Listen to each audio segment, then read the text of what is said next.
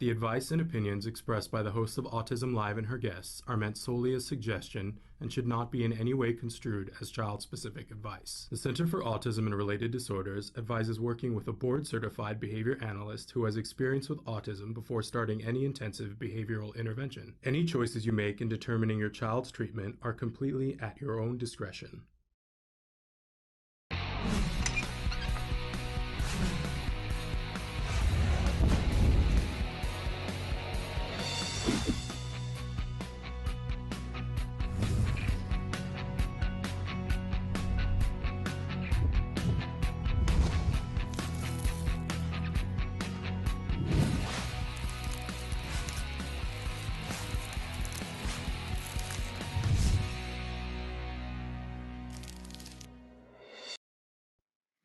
Good morning and welcome to Autism Live and to Ask Dr. Doreen. I'm Shannon Penrod and I'm here with the fabulous, the wonderful Dr. Doreen Gfcf.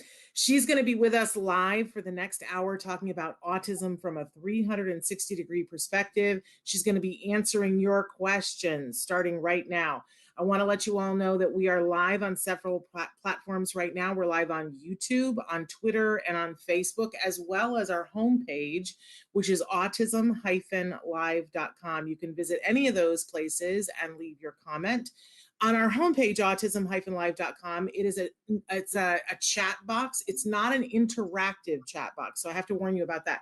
But you can write in at the bottom where it says chat. We love it when you guys write in, be as specific as possible with your question, especially letting us know the age and the level of the individual and the largest city that you're close to so that Dr. Gfcf can reference services that might be available to you in your corner of the world. We do like to mention that, Dr. Gfcf is the most fabulous expert on the planet, I believe. I always say the preeminent expert in the field of autism, but really, I think she's even more. I like it better too. And she's been working in this field for, I know, hold on to your tray tables, for more than 40 years, which that doesn't seem possible because she would have to be doing it in the womb. But it is possible. She has really good skincare, which we're gonna make her share with us what that is. I think most of it is genes. I've seen your mother. I started using that magical powder you mentioned to me, Shannon. Oh, there we go. We'll have to give away secrets at some point. But I want to know what the moisturizer is that you use, because you don't look old enough to have, I think you probably get carded sometimes still. Not more, sadly. Well, when did that stop? Like last week? Let's be honest here. But in any case, she has been working in this field for 4 decades, y'all. And in that time, she's worked with so many different individuals, going from really young children, babies, up through senior citizens. There's so many things that I love about her, but the thing that I always point to directly, because I think it's what makes all of our hearts sing, is that she sees individuals as individuals. And that includes everyone in the family unit, the person who's on the spectrum and the people that are the people who love them in that family unit and is concerned for everyone's well-being, but sees them as individuals. And I particularly, the more time I spend in this community and the more people I meet, the more I treasure that, Dr. Gfcf, because I think it's rare and unique, and I really, really appreciate it. For those of you who don't know me, I'm the mom of an amazing young man who was diagnosed with autism at a very early age. And thanks to CARD, which is the company that Dr. Doreen founded, my son received the very best of ABA, the toppest quality of ABA. And we were just talking before we went on, is about to turn 18 and graduate in just a couple of weeks. Stop, get out, I can't even handle it. And off to college. And I have to be honest with you that is largely due to, and not largely, it's almost entirely due to Dr. Gfcf and her life's work. So if I love her extra, I want you to know why. So she's here and she's going to be answering your questions. And people have already started writing in. We're saying good morning to Nazra and Lucy and Jyota and Amanda and Mithra and Parker and Love Peace and Renee. Look at all of you piling in. I love it. I do want you to know that the show also podcasts. We're a free download wherever you get your podcasts. We're so grateful to all of you that we are now considered the #1 rated autism podcast because of all of you. So check us out wherever you get your podcasts, and you can watch all of the Ask Dr. Doreen's from the past and look them up by question. It's a really fabulous thing. Go to the tab at the top of our, there's many different places on the page where you can find the Ask Dr. Doreen's, but at the top there is a tab that says search by topic, and you can go onto a page and you can put in, toilet training is the example that I always give, and it'll take you to all of the different questions. You'll get to read the questions that she's been asked on toilet training, and you click directly on the question, it'll take you right to that place in the show. I happen to love that. We're a little behind currently, so all of the questions aren't there, but we're catching up. So Dr. Grampiche, welcome. Thank you so much, Shannon. It's always lovely to be here, and I love seeing all the questions already piling in. So thank you so much for that lovely introduction, and I look forward to answering some questions with you today. And you're looking lovely in your spring yellow. That's such a good color for you. Okay, so I'm going to go to a couple of questions that came in overnight first, and then we're going to go to some live ones. I have a question. How do you guys at CARD stop a child from stimming? Oh, well, that's a great question to start with. Kind of loaded, right? Pardon? It's kind of loaded. Yeah, it's loaded. It's a great question. So the first thing you have to do is, like any other behavior that you want to identify, you want to change, you first have to kind of identify why that behavior is happening. What is the function of the behavior? Now, a lot of, from a purely behavioral standpoint, it's easy to say that all stimming or stereotypic repetitive behaviors their function is what we call automatic. That means that the behavior itself is reinforcing, intrinsically reinforcing. So it's an automatic function. But I believe that not all behaviors that are self-stimulatory, or what we classify as stimming, are automatic. I feel like there are other functions, other reasons these behaviors occur. Sometimes it is avoidance of pain, in my opinion. Sometimes these are behaviors that reduce anxiety. So they have other functions. Now, from a behavioral perspective, once you know the function of a behavior, then there are very specific procedures that you go through to help reduce those particular things. And those procedures are different if the function is automatic, or if it's avoidance of pain, or if it's avoidance or reduction of anxiety. Depending on what the function of the behavior is, you'll have a different procedure to follow.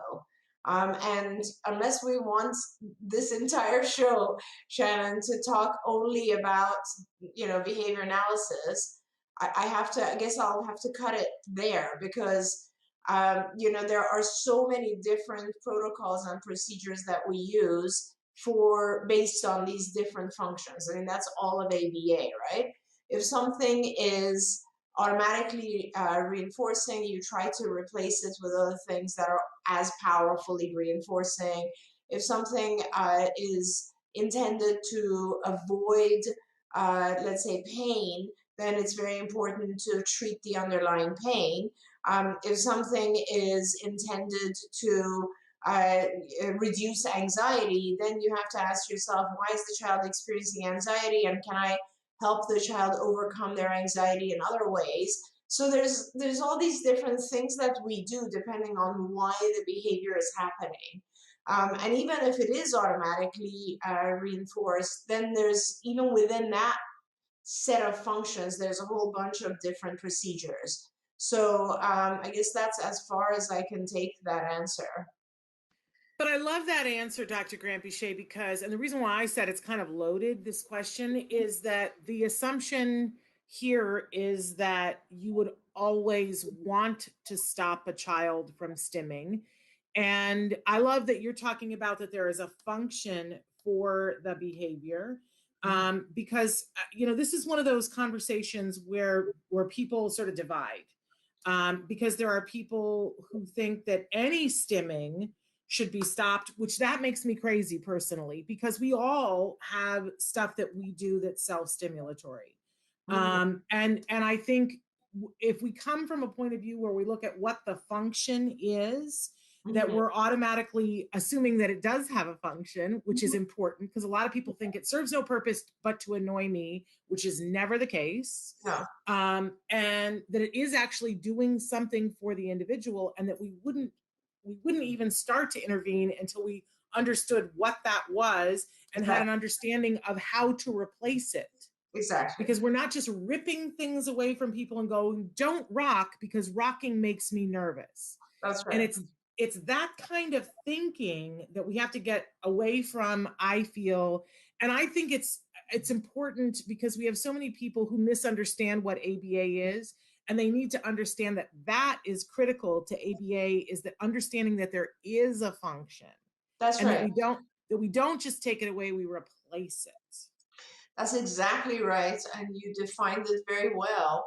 I will say that even within the best ABA, even within high quality ABA, it is often the case that behavior analysts will just look at generally any kind of self-stimulatory behavior as having an automatic function. There is that belief that this is self-reinforcing in some way, right?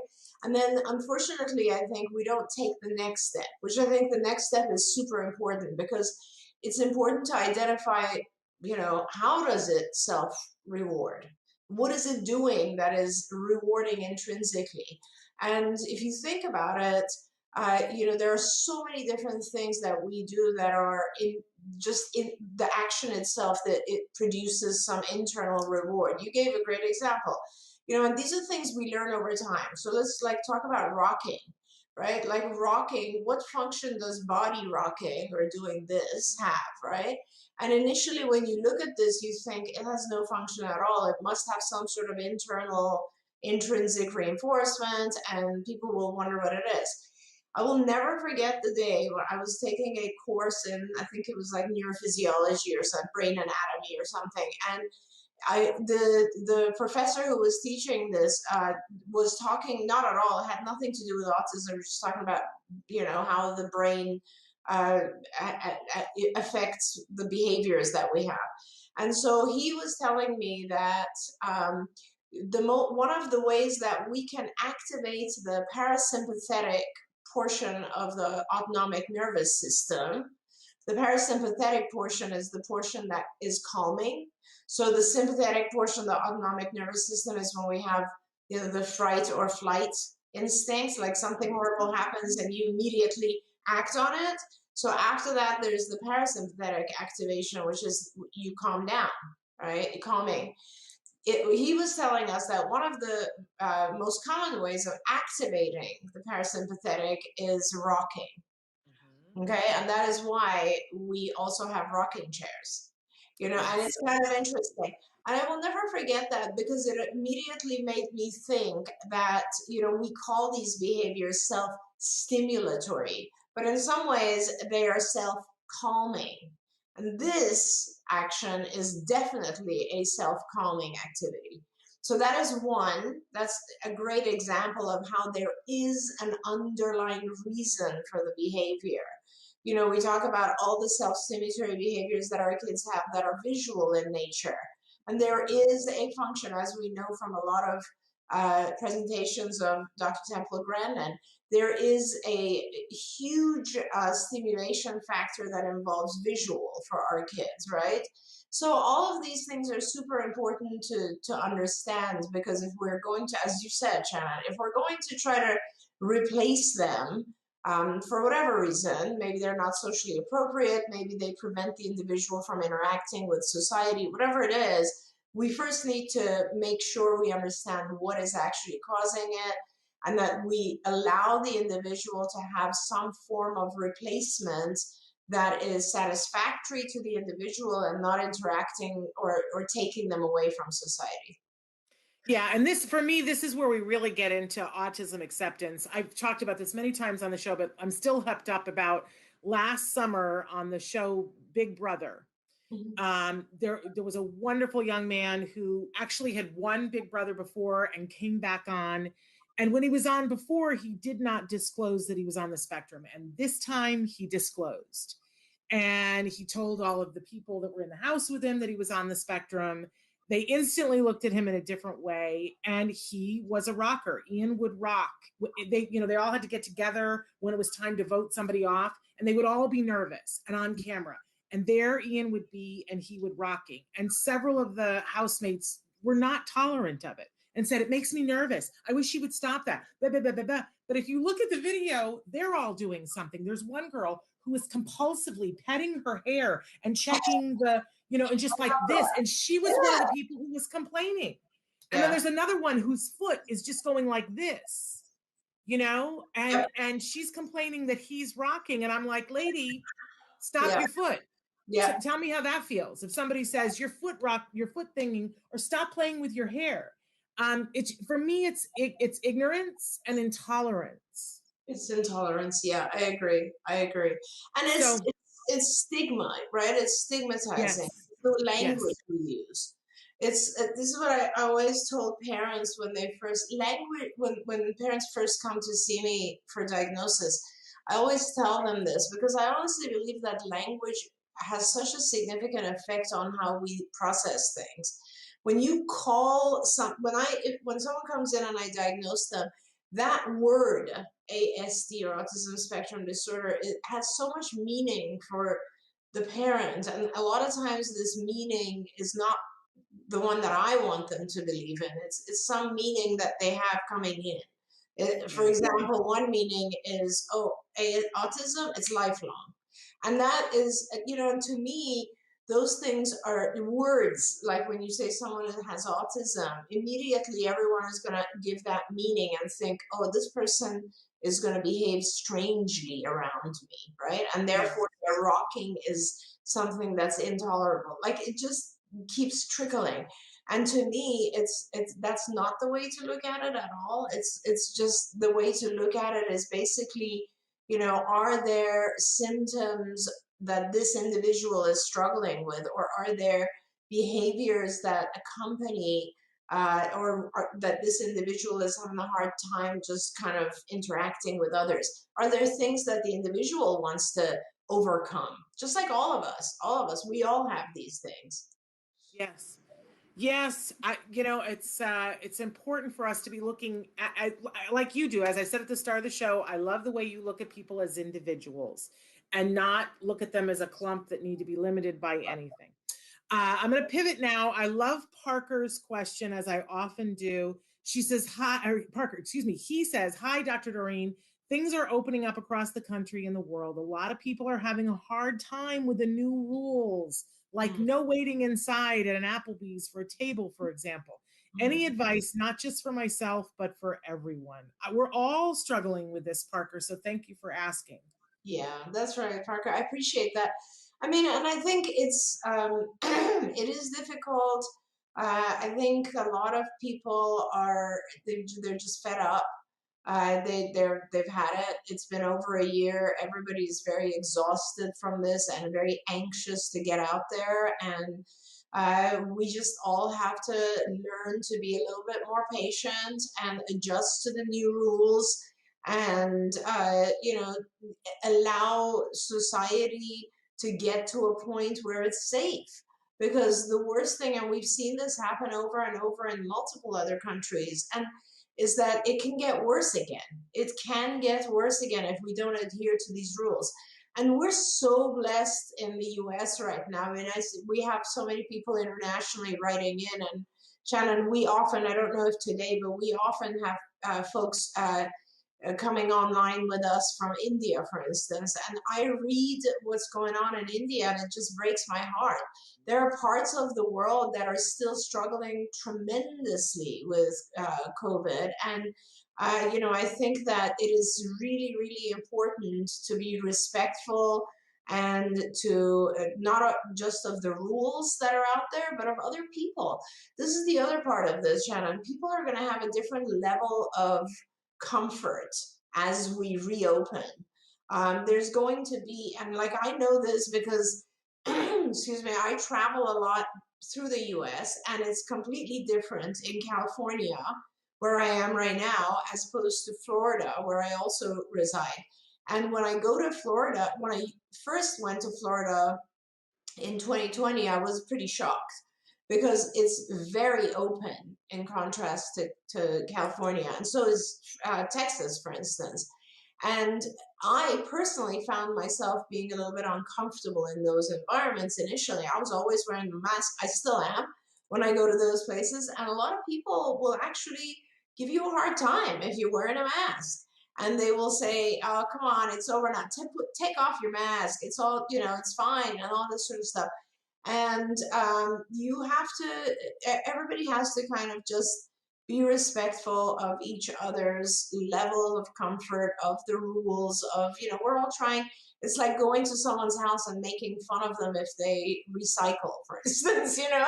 We're doing something that is good for humanity. So I think we all need to be more patient about it. Well, and I think just being accepting of, as you said, that everybody's got different levels of everything going on. Parker said that he, almost had an incident over the Applebee's thing. And, I think we all have to be loving and kind to ourselves Yeah. first, but to other people as well. And, that's one of the things that autism has taught me.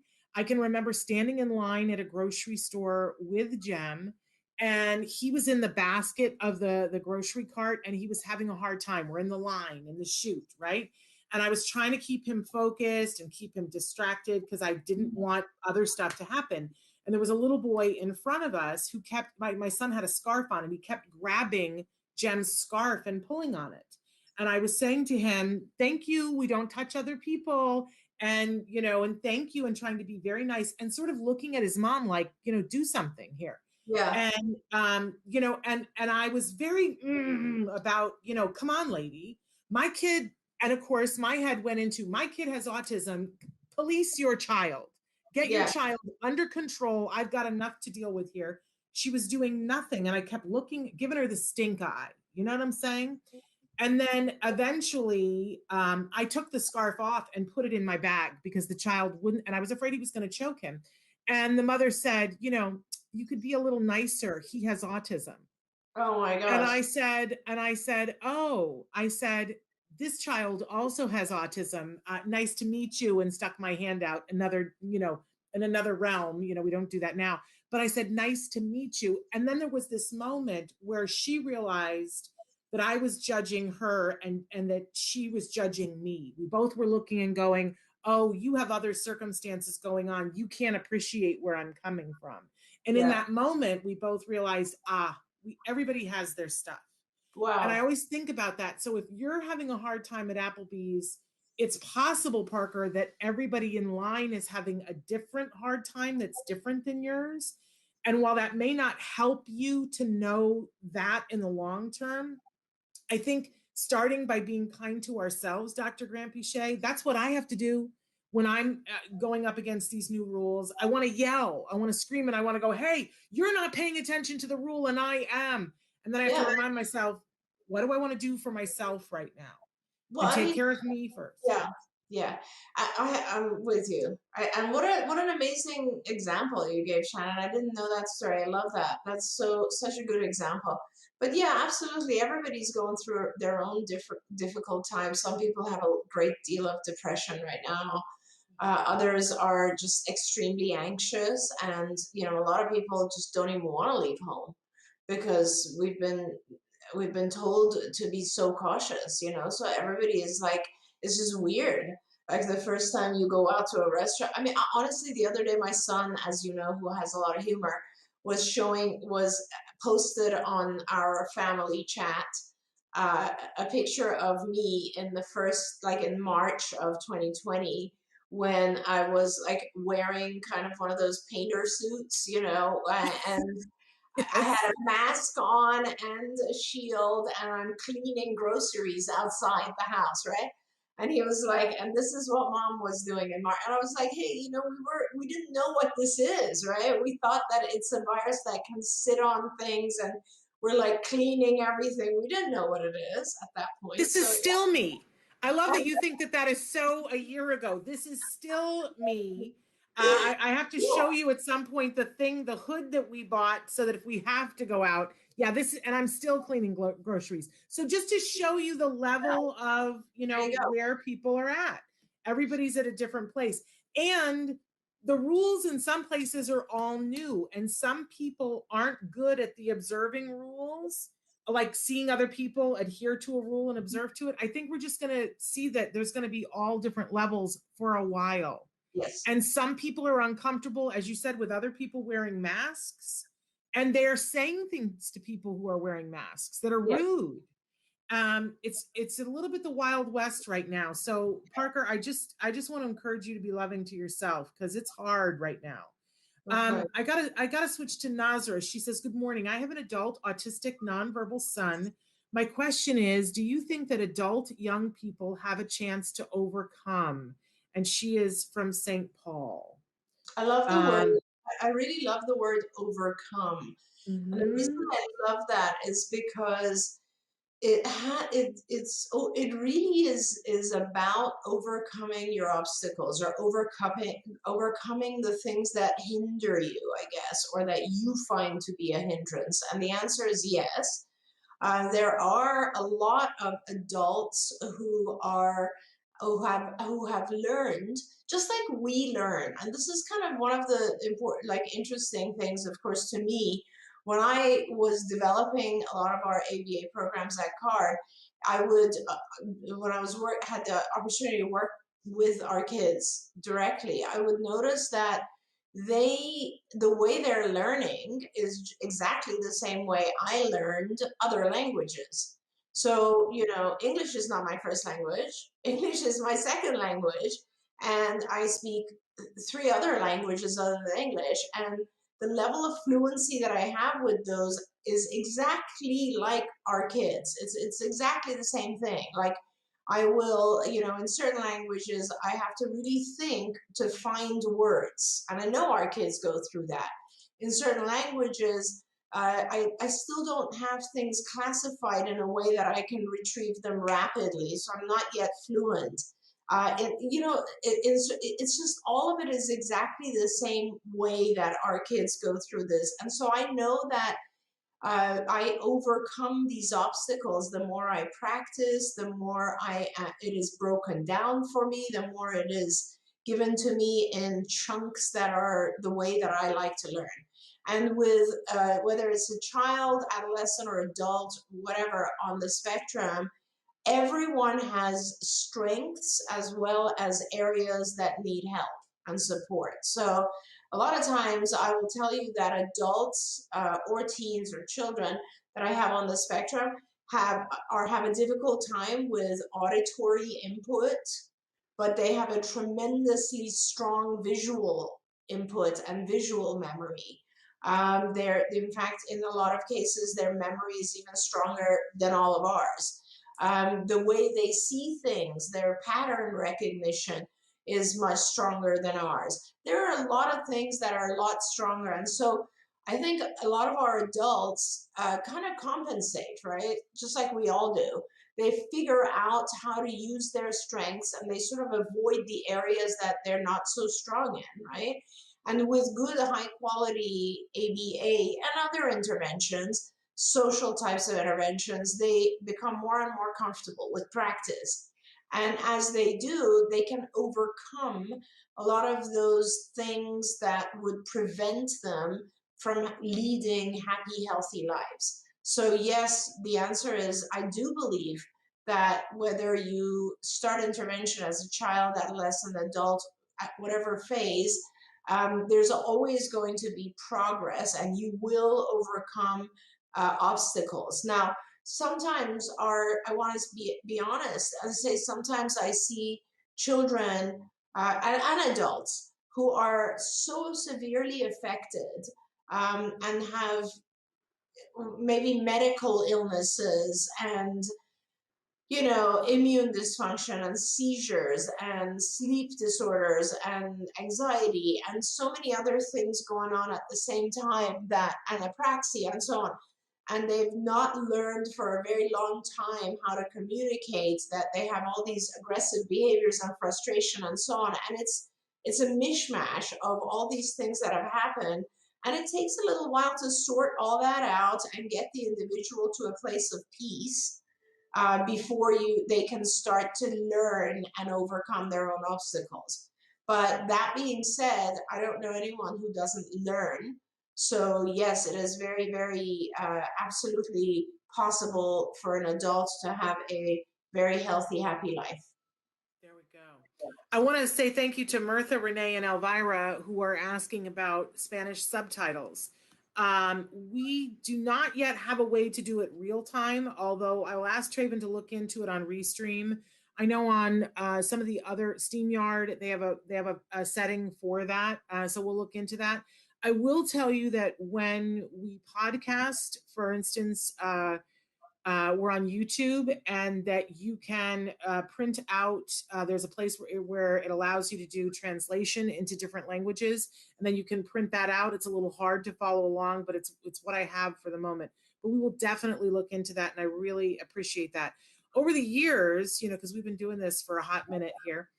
Over the years, we've had different people join us. I loved when we were doing Autismo y Familia with Juan Ronderos, the best name ever. And I loved doing that. There's a great interview that we did a very last minute, where we had Temple Grandin and Juan and myself, where we were asking Temple in questions, and then Juan was translating in real time. It's one of my favorite interviews we've ever done with Temple Grandin.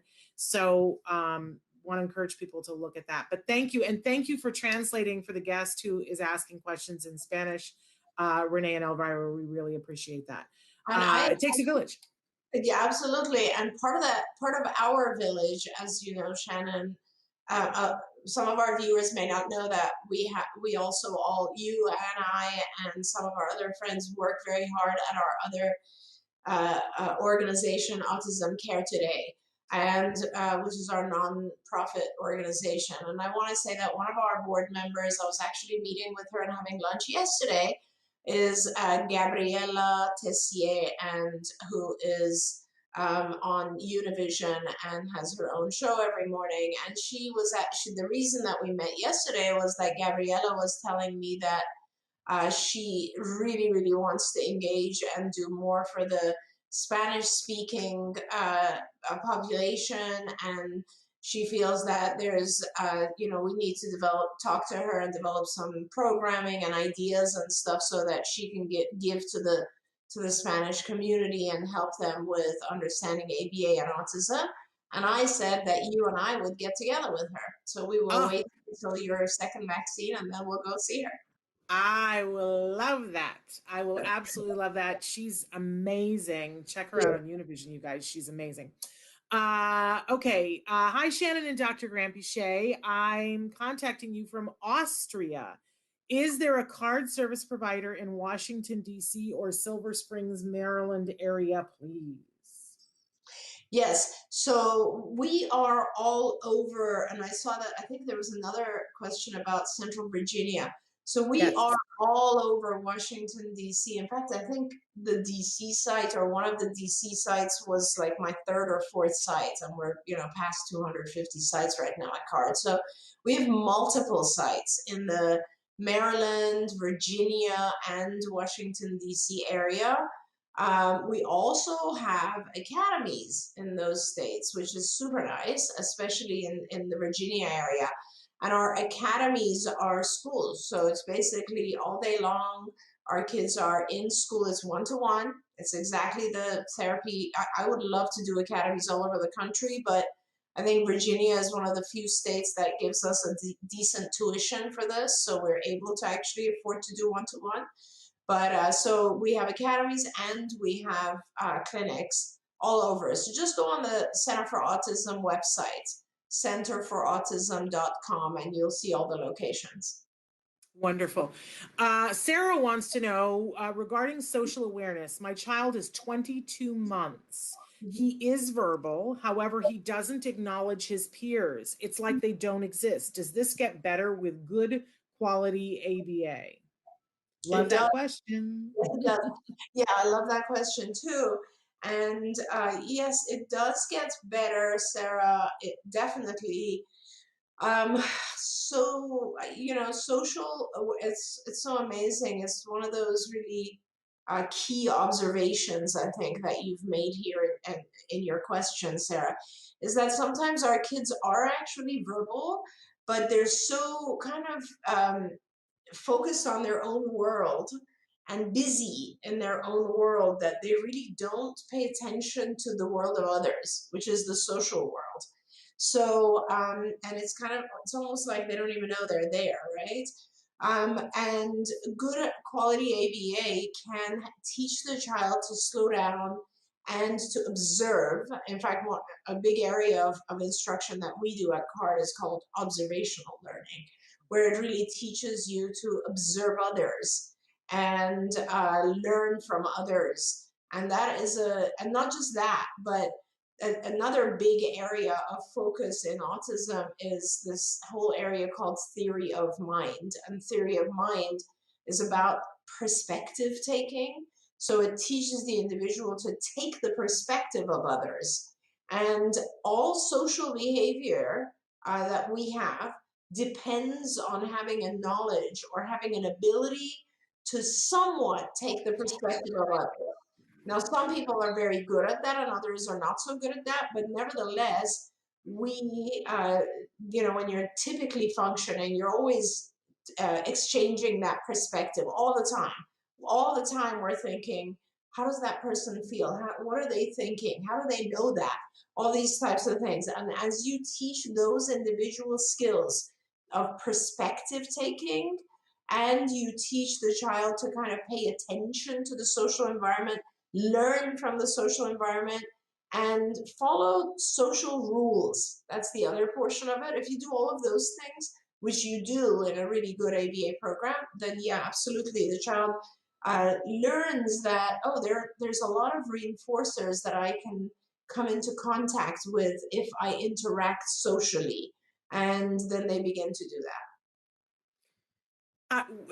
One of the questions that we had, the one from Central Virginia, wanted to know, how do we recognize the best quality ABA? What do we look for? What questions should we be asking to see if somebody is doing quality ABA? We need 6 hours for that, but can you do it in 6 minutes? Well, we do need 6 hours for that, but I mean, I think, Shannon, you are writing an article on this subject, right? Yes. And it's a really important subject because there are a lot of different things, right? I mean, one is that, first of all, you want to make sure whoever sees your child, I think, I'll just do very quick, and then Shannon, please throw in yours because you had some really good ideas when I was reviewing yours. But, from my perspective, high quality ABA begins with a really in-depth assessment of your child, because every child is extremely different.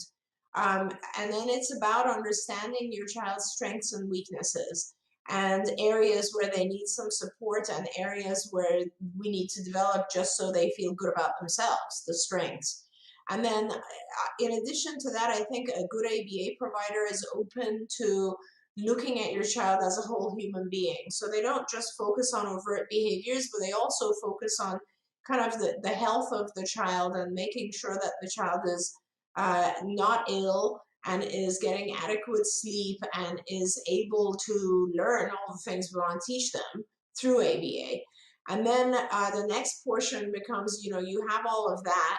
You want to make sure they're using good quality ABA techniques. They have really good ABA therapists. They have good training for their therapists, because those are the frontline people working with your child day in and day out. So that's important. That you are given adequate hours. A lot of times what frustrates me, Shannon, is that I have 2-year-olds who are, the provider is offering them 10 hours. And all the research in the world shows that 10 hours with a 2-year-old is just not enough. So, you want to make sure that you're getting a lot of intensive hours when you have a very young child, because that's the period of time that the brain has the highest level of flexibility and can soak in all this information. And it's also the time that the child isn't obligated to do academics yet. So we have a lot of time to teach the child everything we need to. So all of those things. And then another part of really good ABA is making sure they listen to you and partner with you and pay attention to the things that are important to you. Another good part of it is that they continuously assess how the child is doing, and they change things in order for the child to continue succeeding. That's very important, because if you're just stuck in a way and the child is not doing well and you don't think like, maybe I should be giving visual instructions, changing your program, if you're not doing that, then the child can't succeed. This is still a field where we're constantly trying to figure out how to best communicate with our kids. So, being an open provider, someone who's flexible and open to learning and improving is very vital.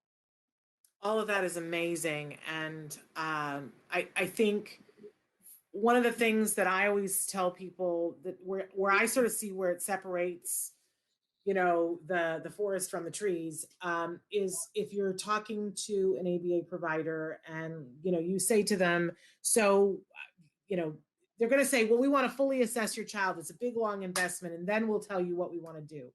But I think if you start by saying, can you tell me, for instance, if you have a child that's under the age of 4, can you tell me, are there other children at your center that are receiving a full 40-hour program?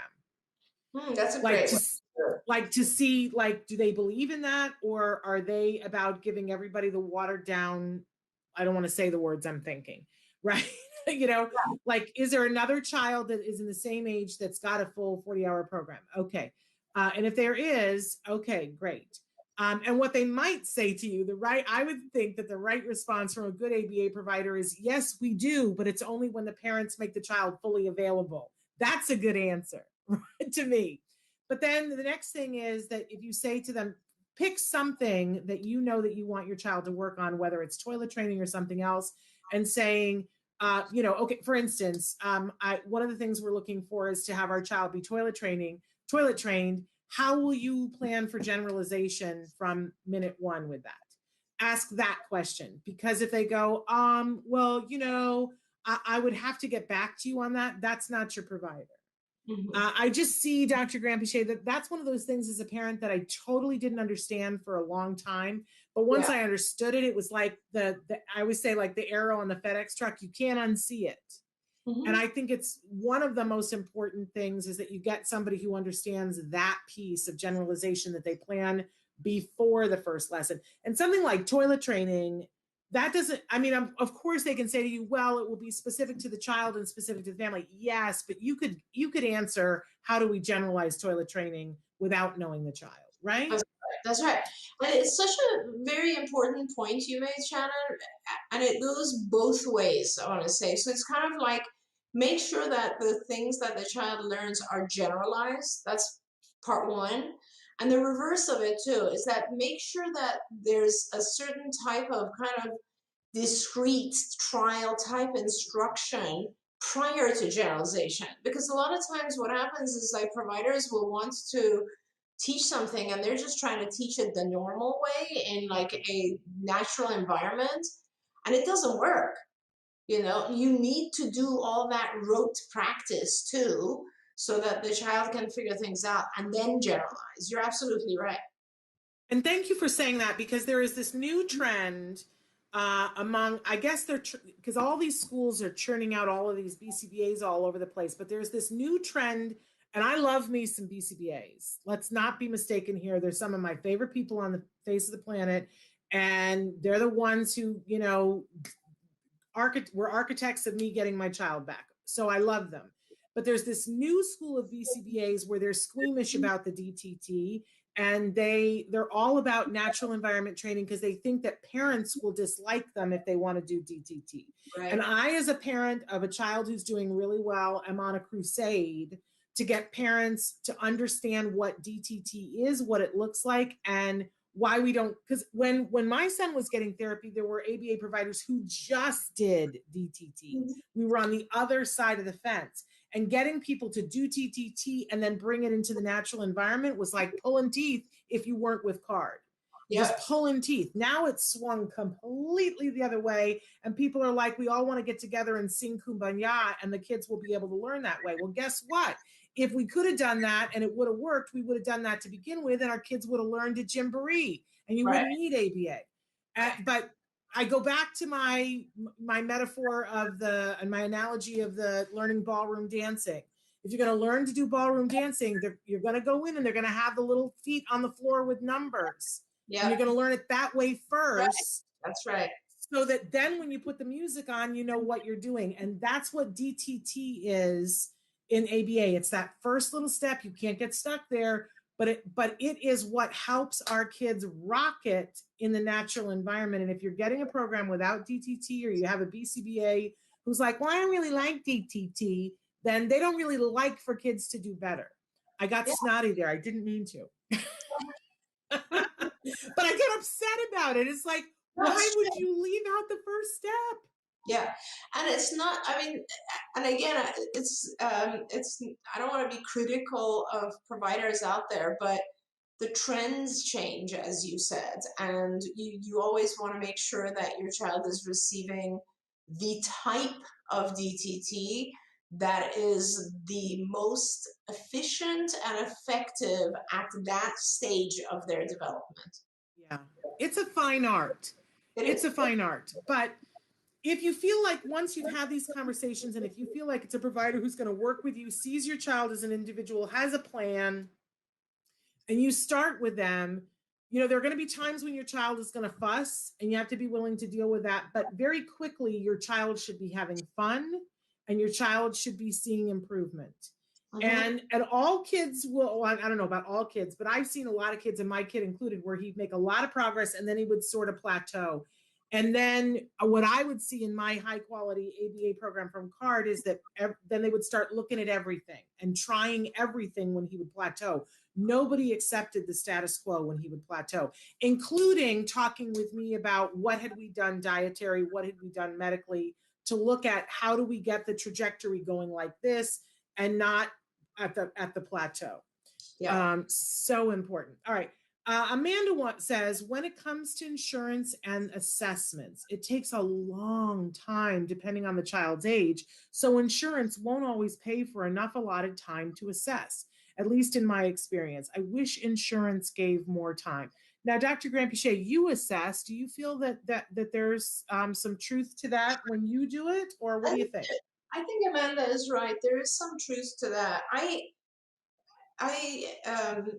have so many years behind me and so many credentials that I have a little bit more success in bullying the insurance companies when it comes to the kids I want to assess.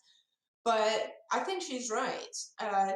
If you want to do a really good assessment, sometimes it takes a lot of hours, and it's really important. How we deal with it, I guess, at CARD, and I think this is for all these CBAs out there who are trying to assess, is that we divide it into different buckets. So first of all, there's a series of assessments that I think are vital in the very beginning. And so we focus on those. Those are sort of the ones that we are usually allotted enough time to do the basic assessments that kind of help us identify the core competencies of the individual that we're going to treat, and the core areas of problematic areas or struggle. And then we also have, as you know, Shannon, developed a very, very intense, detailed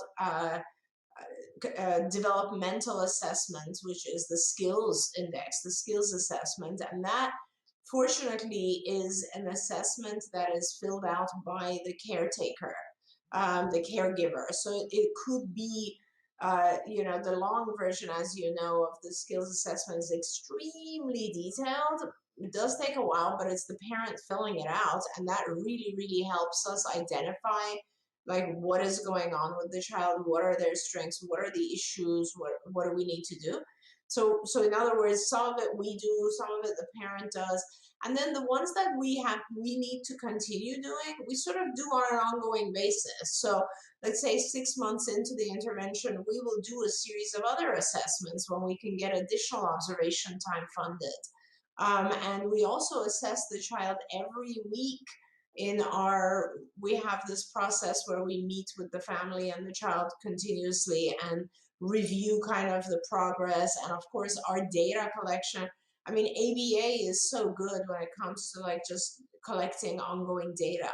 So I agree with Amanda. It would be much nicer to have the number of hours you really need for each child, because some kids also, I'll say this, like a 2-year-old who's relatively high functioning, you're going to need to assess less than a 16-year-old who has severe challenging behaviors. So it's just that and you get the same number of hours. So Amanda's right. Sarah wants to know 20 hours at 2 years and 40 hours at 3 years prescribed, ? Does that? Yeah, I mean, usually I like to ask, I like to start with 20 hours or so with my 2-year-olds, maybe 15 to 20, because I don't want to shock their system. And I will gradually increase it. If you're going with that prescription, then by the time the child's like 2.5, you're going to already be building up to about 30 hours.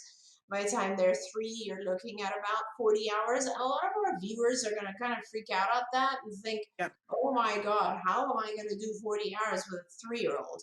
And first of all, ideally, you want to divide that over the course of 7 days, not 5. And if you are able to divide that over the course of 7 days, then you're looking at 5 to 6 hours a day. And if you think about the number of hours that the child is awake, let's say from just 8 a.m. to 8 p.m., and that's 12 hours, and let's take 2 hours off of that for nap time and various other things. And then you have 10 hours a day, of which you want to schedule 5 to 6 hours in 1 or 2 hour blocks. Now with our 2-year-olds, a lot of the time I will just start out with 1 hour blocks because I don't want them to get tired. Now, all that being said, please remember, all of our viewers, that it is not like intensive tutoring that is extremely difficult for the child. The ABA is extremely rewarding. It's like fun, one-to-one. Every accomplishment is celebrated with all kinds of reinforcers. And so it is, while it's difficult to do 5 to 6 hours per day, 7 days a week, it becomes extremely enjoyable for the child after the first few months. First few months are difficult, I will say, because most of our children are not used to having had any kind of demand placed on them. And now we're asking them simple things like, come here and sit down and let's work on some subjects together. And the child might not want to do that initially. But a good therapist will reward the child, make it very fun, go at a pace that is challenging but not aversive. And then the whole program becomes so much fun. I like to tell parents that a lot of times I hear stories from parents where their child is sitting, looking out the window, waiting for their therapist to get there because they love it so much. Yeah, absolutely. I remember the first time somebody, and I remember who it was, who said to me, they're going to recommend 40 hours a week for your kiddo. And I was like, you're out of your mind. 40 hours? That's a full-time job. He's a child. He has Caillou to watch. Like, he's got stuff to do. And they were like, yep, it seems crazy, but that's what you need to do. You asked us how our kid got better. That's what you need to do. And I went, okay, let me, figure this out. And I saw, my child, the doorbell would ring and he would do that run when they run across the carpet where he would jump up in the air and his little legs would be moving in the air, but he wasn't touching the ground. And he loved some of his therapists. He would go, Pidu, Pidu, Pidu, Pidu at the door because he was so excited to see Peter. And that's when you're doing it right, man, when they are so excited and they will miss their therapist. Then there's the flip, because then those therapists leave and they go off of your team. And parents want to hoard those therapists, but we have to let them come and we have to let them go and let new therapists come and then let them go, because that's how we get to that generalization piece. But I'm telling you, it was hard. I don't want to candy coat it. It was really, really hard. Best thing that I will ever be a part of in my life was my child doing a 40-hour program. Best thing ever. And if you have a child that you want to connect with and that you want to give them their best chance, I'm telling you, I'm begging you, do this favor for yourself so that your stomach, I've said forever that my picture in my head was that someday he was going to stand in a cap and gown. And that when he did, I wanted to be able to say to him, we did everything that we could. And I'm about 6 weeks away, you guys. I'm telling you, go do this for yourself and for them. They deserve it. You deserve it. All right, I gotta stop being emotional. I love that. What do you recommend for special ed setting for nonverbal children, distinct or assimilated? That's a very loaded question and a tough one to answer. I guess I don't really want to answer that because I have different, it depends on the age of the child, the functioning level of the child. Has the child had intervention or not? In some case, if the child, I do support special education or what you're referring to, I think, as sort of distinct or separated. If the child needs that, if the child is not able to assimilate, is not able to benefit from a program that is more mainstream. But most of the time with my kids, I'm trying to give them intensive tutoring and support and lots and lots of ABA so that they are able to assimilate and able to integrate. But it really does depend on the age, functioning, and prior services of the individual. Okay.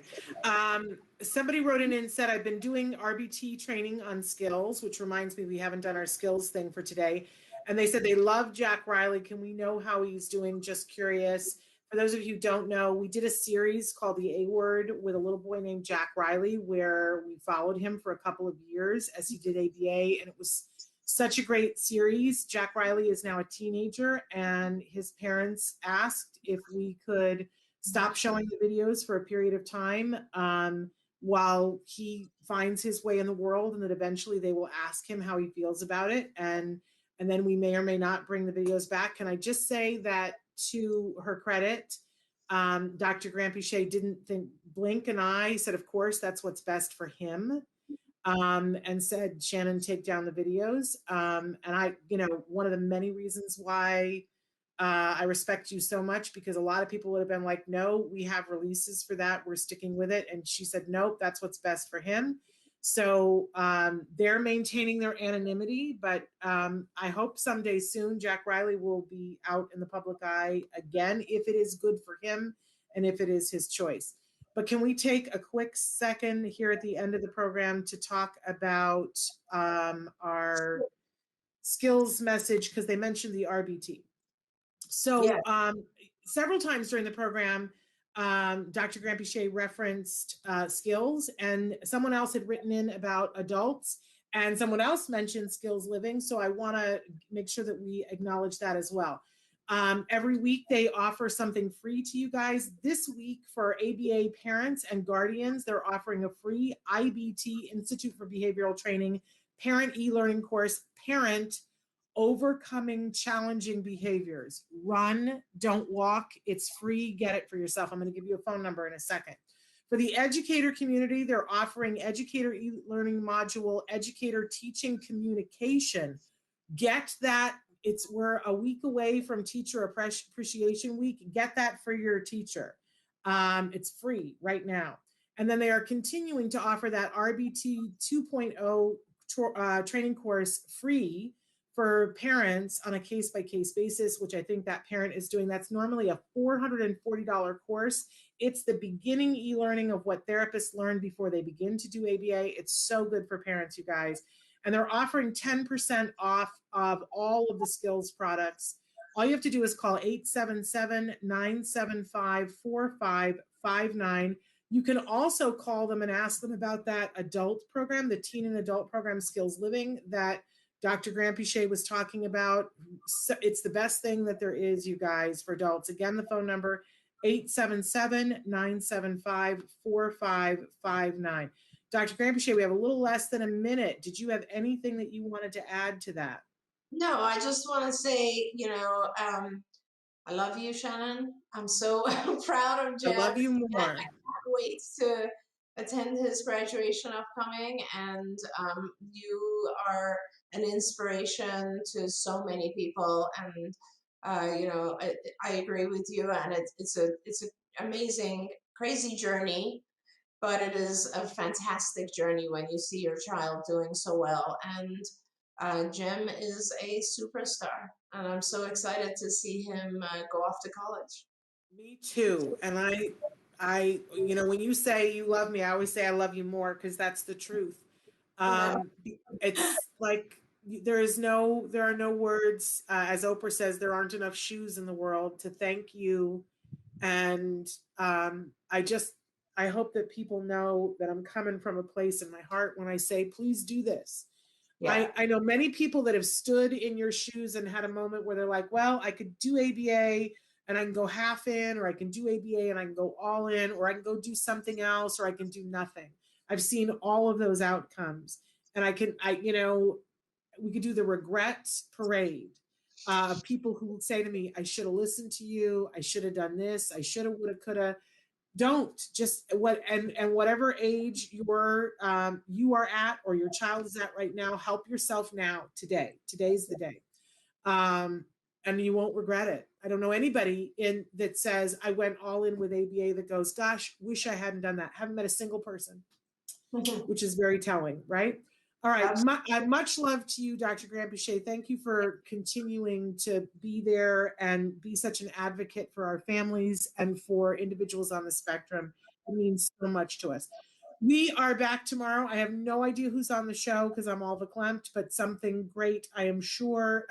Until then, give your kiddos a hug from me and one for you too. Bye-bye for now. Bye-bye. Thank you, Dr. Grampiche. Bye-bye. Good morning and happy Cinco de Mayo. We are here. This is Autism Live. I'm Shannon Penrod, and you can see our special guest today. It's Ask Dr. Doreen Day, and Dr. Doreen Grampiche is here with us live. And we are going to be live for the next hour. She is going to be answering your questions. I want to tell you that there are many different ways to send your question in.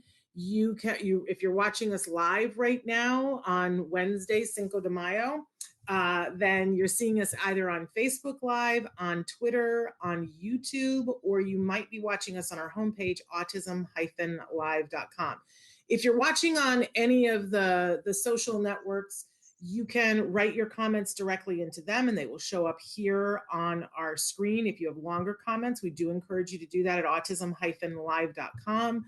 Or you can send messages, not live messages, because I can only have so many windows open. I'm one of those people, can't walk and talk and chew gum at the same time.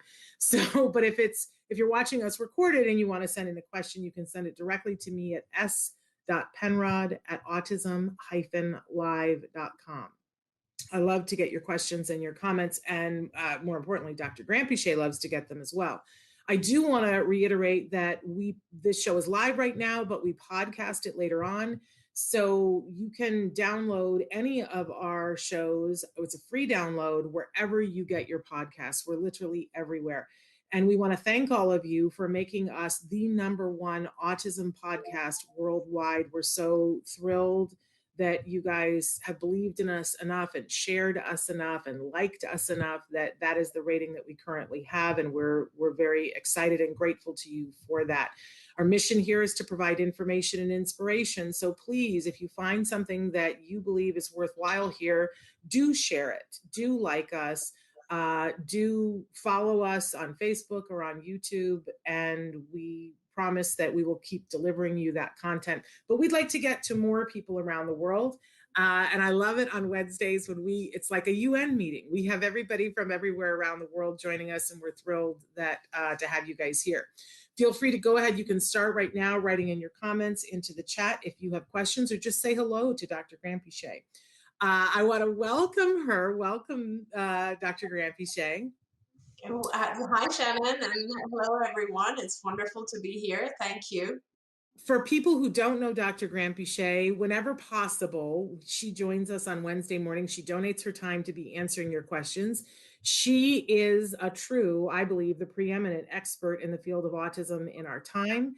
She is the founder of the Center for Autism and Related Disorders, also the founder of the amazing charity Autism Care Today that has given away well over $1 million. I think they've surpassed the $2 million mark in services and support. I'm saying good morning to George and Diana for writing in. And one of the things that I truly love about Dr. Grampiche is that for more than 40 years, and I know that that is shocking as you look at her, you're like, she couldn't have been doing anything for more than 40 years, let alone working professionally in the field of autism. But yes, my friends, it's true. For more than 40 years, she's been working in this field, and she looks at individuals and the support group around an individual. She sees a whole person, whether that's a whole child, a whole teenager, or a whole adult. In fact, you're being recognized, and you're going to be doing a big talk coming up at the end of this month at ABAI, which is a pivotal turning point in the field of autism and in ABA. And I don't think there's anybody else that could do what you are going to do, what you have done your whole career, which is look at individuals on the spectrum as whole people who have more than just a diagnosis of autism and sometimes have medical issues. And you are really at the forefront of making sure that clinicians in the field of ABA have an understanding of this, have the educational tools to be able to help more families. So we all adore Dr. Grampiche. I adore Dr. Grampiche. Those of you who watch the show know that my son, would not be where he is today if it weren't for Dr. Grampiche and the Center for Autism and Related Disorders. So she's here. She's able to answer your questions. However, the asterisk is that she cannot give individual specific advice in this format. That would be a disservice to the people on the spectrum because she doesn't have eyes on the situation. But what she can do, if you're very specific with your comments and your questions, is give you information that she has that's the best in the world about things you might look at, questions you might have, things that you might go back and talk to your expert who has eyes on the situation. Do I have that just about right, Dr. Grampiche? Yeah, that's perfect. Thank you, Shannon. We'll do our very best to help. And George, I love your question. You say, are Shannon or Dr. Doreen autistic or have autistic friends and family? And I will let her speak for herself. I do not have a diagnosis of autism spectrum disorder. I say all the time that I need to go in for a sensory processing disorder because I have concerns about that. Dr. Grampiche and I have talked about that before, and I think you're pretty clear about the fact that I'm doing okay. I don't have a disorder. I might have issues, but I'm doing okay. I'm managing my life. However, this show, we always say this, this show is for the larger autism community, which starts with people on the autism spectrum, but then it includes everyone who loves someone on the spectrum. And that is where I come in. I'm one of so many people, millions of billions of people around the world that loves many people on the spectrum, but that starts with my beautiful son, who is amazing. And I would fight anyone who told me that he was anything less than perfect and amazing. Those are fighting words, right? But I have many friends that are individuals who are on the autism spectrum and more family that is on the spectrum. So that, George, that's me, Dr. Grampiche. Would you like to answer? Sure. I'm also not on the spectrum, George.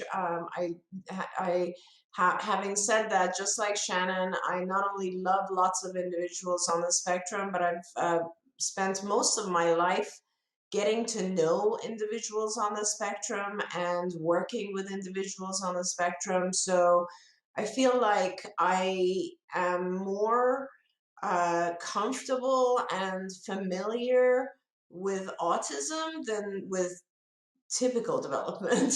And like that's so I think my world is all autism and individuals on the spectrum. So I'm still learning, but I do love being in this world, and I love all of the folks that I've worked with and learned from. And I think I would go so far as to say that at this point in my life, I feel like I am more comfortable in the company of individuals on the spectrum than when I am at an event or with people that aren't. It's just my home, my tribe, that's where I live my life. So that's an interesting thing too. Okay, we're getting a lot of questions. We had some questions that came in that I want to get to, but we're getting a lot of questions that are coming in. And one that just jumps right out at me that Diane is saying, do you believe that a person with ASD can recover? And I'm gonna unloose Dr. Granpeesheh on this, but I just want to say for anybody who's having an immediate allergic reaction to the word recover, Dr. Granpeesheh will talk to you about, because I think different people have a different idea of what that means, Dr. Granpeesheh. So maybe we start there. Yeah, sure. And thank you, Diane, for asking that question. I would recommend that I will get to discussing the word recover, but I would suggest that you take a look at a film that I made a few years ago called Recovered: Journeys on the Autism Spectrum and Back. So that tells you that I hear an echo. I'm not sure if... Oh, it might be me. Let me turn down my, it might be me. Okay, so I am not sure if there are, I know that there's a lot of people who have uh, uh, concerns about the word recover, and I just want to kind of clarify my position on that. I don't think of autism as something bad that you need to be taken away from. I think that it is like any other disorder.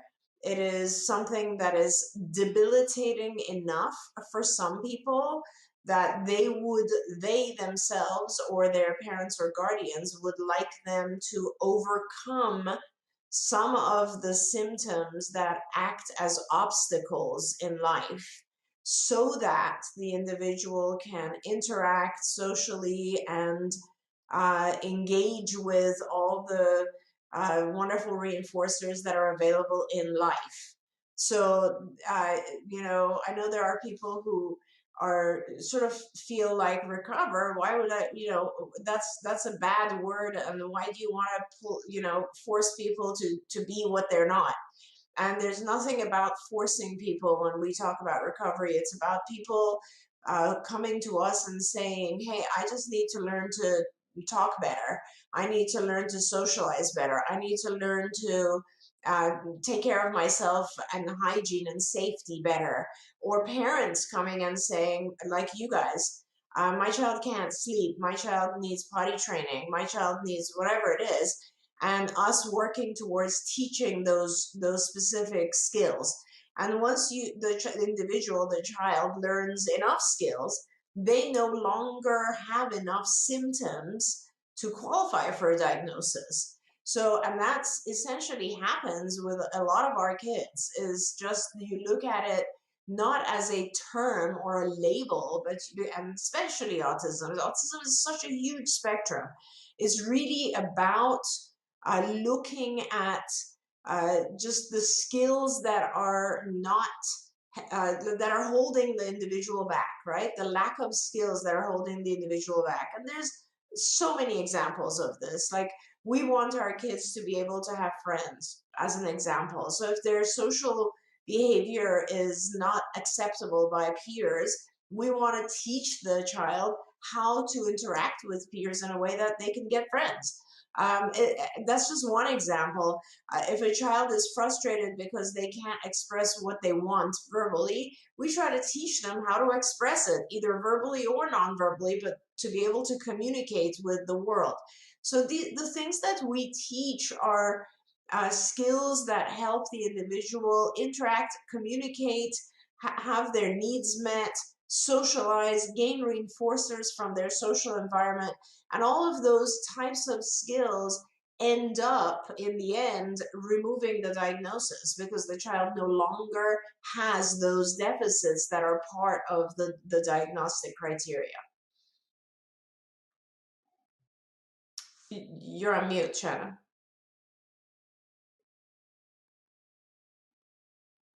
No. Maybe your volume is too far down.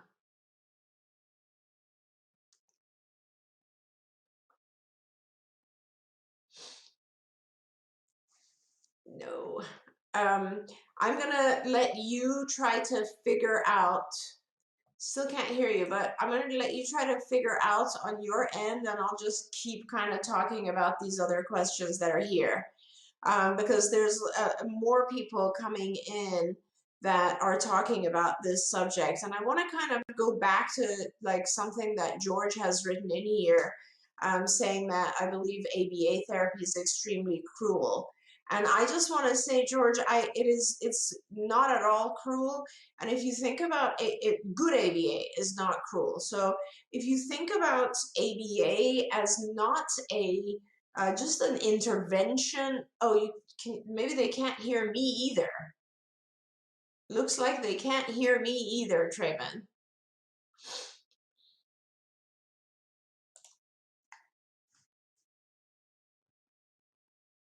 Oh, they can hear me. Okay.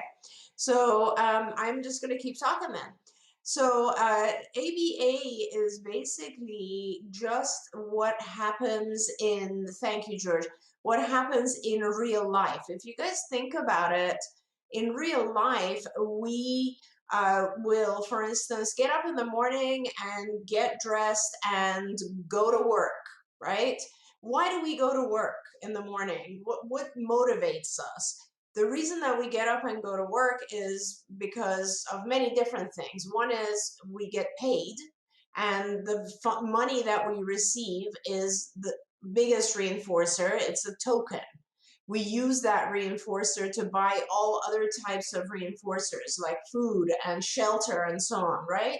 But our behavior of getting up and going to work is motivated by the fact that we get paid for it. It is also motivated by things like you want to see your colleagues at work. That's the social motivation. That's also a reinforcer.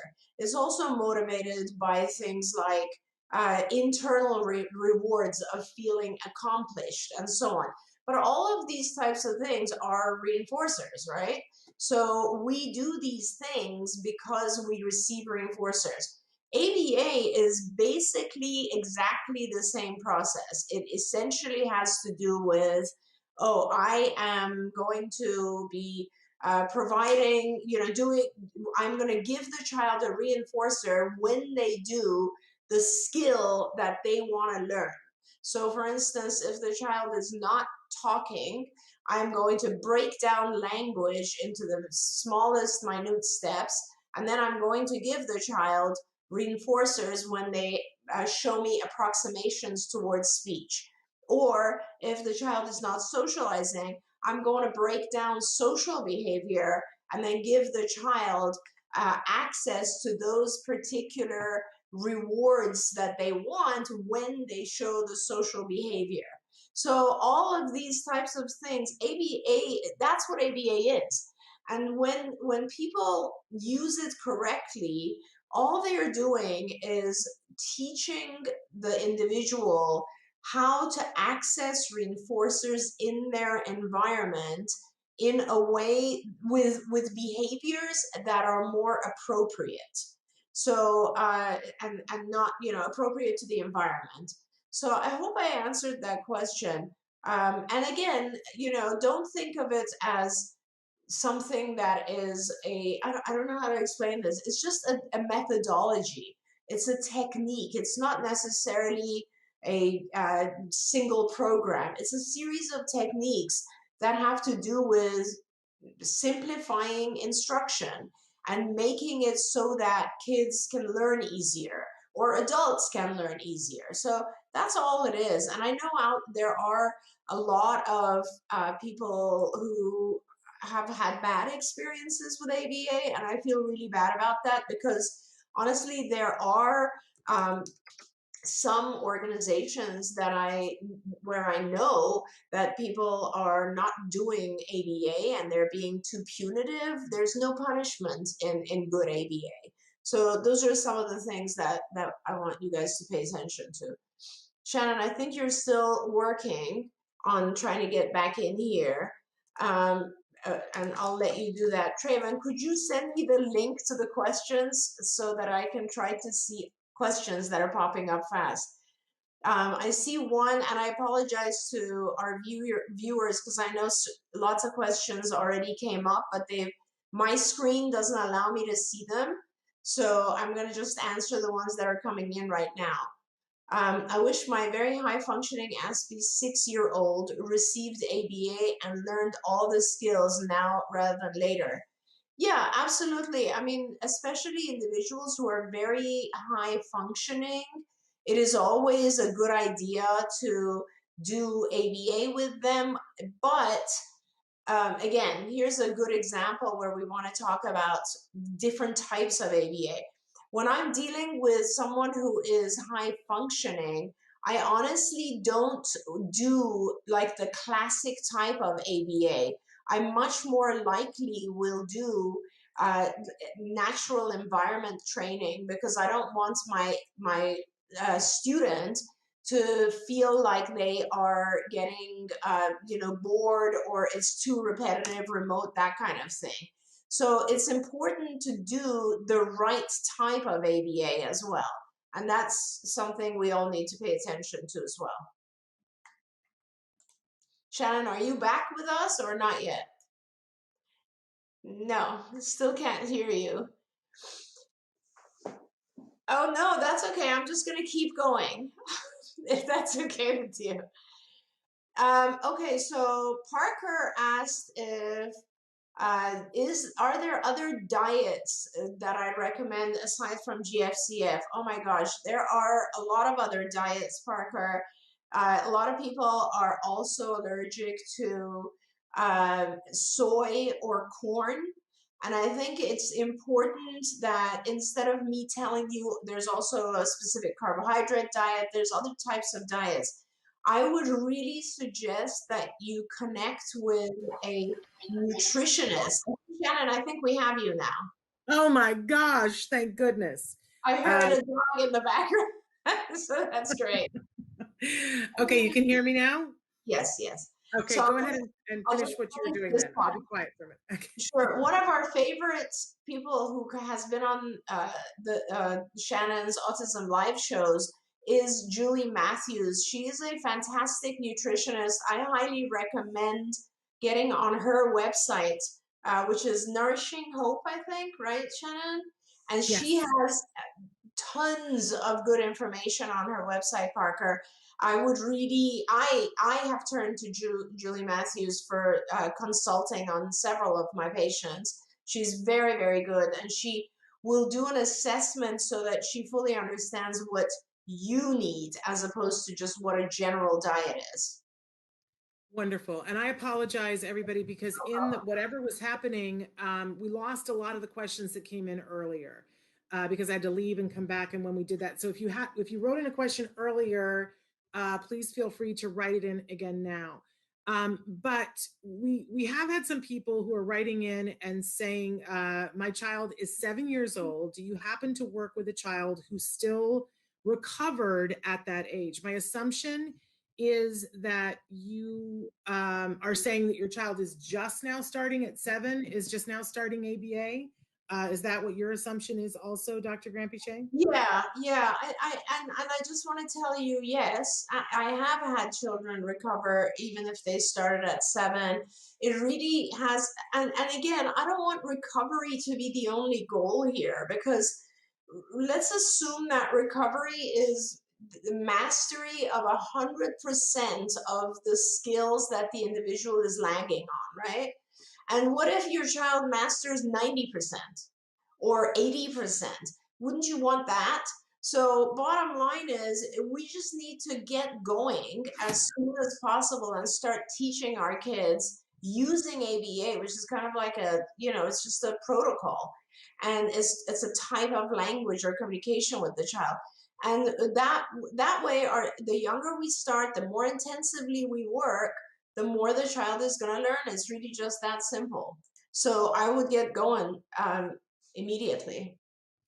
Okay, and I loved when you were talking about ABA, Dr. Grampiche, because one of the things that we talk about here on the show a lot is quality ABA. and the importance of quality ABA. It is literally like, the thing that I've said, I'm going to be talking about it till the day I die. They're going to go to put me in the ground. I'm going to go, wait, one more thing about quality ABA. So I do want to acknowledge that as we're talking about ABA, and I know some of you say that you've had a bad experience or somebody that's had a bad experience. I just want to reiterate, nobody is trying to negate that. Yes. But if you have gone to a car dealership and you bought a car and the car didn't work and was a lemon, we would all go, none of us would doubt you when you said that you bought a lemon. None of us would doubt you, but we would never say all car dealerships are bad. So I just want to make sure that we're being clear about that, because there is good quality ABA. I know this for a fact. I am the most helicopter parent that there is. And when I tell you that when I had my son in ABA, we could only have home base. There was no center base back then because it was the dark ages of autism. And my house was wired with nanny cams. And I sat in the other room and watched the therapy and saw I called it the miracle, the autism miracle in my living room, because it was so amazing. And watching it taught me a couple of things. First of all, what they were doing, because back then we didn't have e-learnings where you could go and learn what the therapists were doing, but I watched it watching them. So I learned a language that they were teaching my child, and how that my child was infinitely teachable and that he could enjoy learning. That's what I learned from the Autism Miracle in my living room. So I can assure you that there is really good quality ABA out there, and it doesn't traumatize a child, and that it can help them so much. Don't get me emotional, okay? But I just want you to know, nobody's negating that other people have had bad experience with it. Sam wants to know, my son is potty trained for pee, but I cannot get him to do number 2 on the potty. Please help. I think that's a pretty, I think a lot of people, I don't want to say that it's a pretty, I don't like to call anything normal. I think normal is just a setting on the dryer now. Yeah. But I think it's a pretty common thing that kiddos get the pee thing faster than the poo thing. Yeah, that's no question. There's no question. That is absolutely right. But some kids, it takes a very long time with both. So I would recommend that I think we've done several shows on the topic of potty training, and I would assume that they've gone into doing kind of bowel movement training, which is a phase after the urination training. So I would refer to all of those recordings, as well as the Fox and Azrin information, which you can look up online as well, Fox and Azrin toilet training. And so, and those give you step-by-step instructions. It does take a little time. And with the bowel movement training, a bunch of different issues come into play. Sometimes kids are scared of the toilet itself. Sometimes they have learned to run into a closet and find privacy to go. Sometimes they want the sensation of their diaper when they actually void. So there's a lot of different reasons that might lead to it, but I don't want to go through and tell you solutions to those without you knowing the procedure. So I really recommend that you look at the Fox and Azrin toilet training procedure, but also look at some of our recordings, because I know we've had multiple shows on and where we've gone into great detail. Yes, absolutely. There's so much information about this. And the one thing that I love about the potty training issue is that I remember when my kid was little and I thought, will he ever be potty trained? I was hearing stories of kids that never got potty trained. And then when I met people who were in the world of ABA, they were like, oh yeah, no, that's going to happen. It may not happen on the time schedule that you thought it was going to happen, but that's going to happen. Your child's going to get potty trained. And they're just total like, oh yeah, no, that's not a problem. We've cracked the code on potty training. I was like, well, the world needs to know that, because there's a lot of us running around in fear that will never happen. So right. I just want to say to you that the fear that you're having that it won't happen, trust me, there, the Fox Nazarene and good ABA, it will happen. He's not going to go off to college in a pull-up if you do all the things that they tell you to do. Because I think that's part of it, Dr. Grampy-Shea, the fear. Absolutely. For the caregivers. Okay, the questions are pouring in so fast. Hello, my son communicates his needs, wants. He is now 4.5, but when will he start to communicate with us just randomly? This is a great question. So you need to do a generalization of the skills that he has already mastered, first of all. So if he's just expressing his needs, that's called manding. And that is wonderful. And that needs to be generalized so that whenever he has a need, he asks. Okay, great. Next phase is that your team, assuming you're doing ABA, would be teaching him labeling, which is called tacting. And that is kind of the next phase of language, which is basically if you think of typically developing kids and they're like, 2 years old and sitting in the car as you're driving and they're just pointing to things and labeling them like tree and bus and so on. That is the next phase. And so your team needs to be teaching tacting, and then again, they need to generalize it to home so that you will hear your child starting to tact, label things in their environment, in his or her environment. And then after that, it goes on to another phase, which is called intraverbals, which is language that doesn't have kind of a visual cue in front of it. Like a label is a visual cue, right? It's an object that you see and then you label it. Intraverbals are more kind of situation based. So that's things like when the child comes home and tells you what they did in school. So there's no visual in front of them, but it's something that passed and they can talk about it. But these are phases that are taught in the development of language. This is one of the amazing things about ABA is that it follows a series of steps that allow language development to occur following typical language development, but with a lot of support and detail. And so that's how you get generalized language. I love that so many people are writing in and saying, how much progress their kiddos have made and that they want to share that with the world. I want to thank especially Amanda and Ganja for writing in and saying that your kids are making so much progress and how much you believe in good quality ABA, because it is a thing. And I think more people need to know that there is a difference in the good quality ABA. So somebody's written in and said, my grandson doesn't eat and it's very hard to put him to sleep. Again, these are very concerning issues that are all too common in the world of autism, especially for kiddos, but very concerning. Very concerning. And I'm so glad you got to that question because I had highlighted that one. I wanted to make sure I respond to that. So neither one of those are things that you as a grandparent can alter on your own. Like, let me just start there because those are both a little bit difficult. Eating, there's a whole feeding program we have, and I know others have, that is for kids who won't eat. And it is very important to focus on that because the child will tend to crave things that they are not supposed to eat, things that their immune system is kind of reacting to or they're allergic to in some ways. And so we don't want to and I would guess, I'm just guessing, that your grandchild is going to be eating a lot of things that are breaded, maybe with carbohydrates. Like, a lot of kids come to me and their parents will be like, yeah, he'll eat things that are like, cheese or gluten, like basically all things they're not supposed to eat. So the reversing of that is a process. It's a feeding program, and it starts with allowing good foods and not allowing those foods that are detrimental.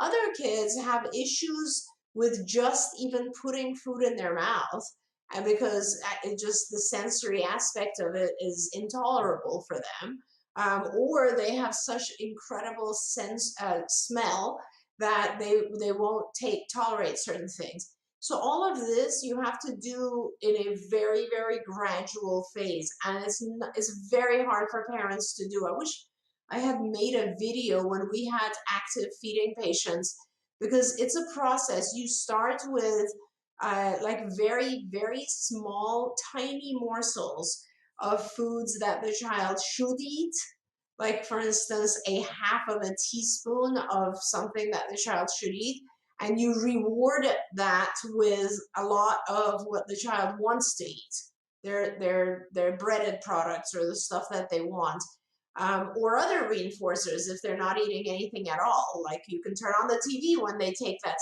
spoonful of what you want them to eat. And then it's a shaping procedure where you gradually increase that. I really, really recommend that you work with a BCBA, a behavior analyst, because this is one of those things that all behavior analysts are trained on to do. It's shaping up food and eating the right foods, and actually just eating. I mean, I've had children who were on a G tube because they didn't eat at all. That's how particular they were. And within, I want to say 6 months, they were eating a completely normal diet, a very healthy diet. So that's very doable. And actually, I really recommend it because eating and all the movement that goes on in the mouth is actually also very good for kids who have apraxia, low muscle tone in the tongue and in the mouth. So all eating, chewing, the tongue movements that occur when you're eating, all of that is very good for speech. And I think this parent also had, this grandparent, you also wrote about sleep. Sleep is also one of those things that's very difficult for parents and grandparents to deal with because our children get used to the comfort. Now, again, it goes back to that theory of reinforcement that I was talking about. It's very reinforcing for any child at all, to get up in the middle of the night and go to their parents. Most of our kids do that. But with typically developing kids, at some point, we stop allowing them to do that, right? But with our kids, we are so concerned that they might have a need that they can't express, or we don't know what's waking them up because they can't communicate it with us, that we continue to allow it. And I have many, many families that will tell me that the child wakes up repeatedly or doesn't go to sleep, and it is a behavioral habit that has occurred. On the other hand, there's a lot of things to consider with our kids. Some of our kids have extremely sensitive hearing.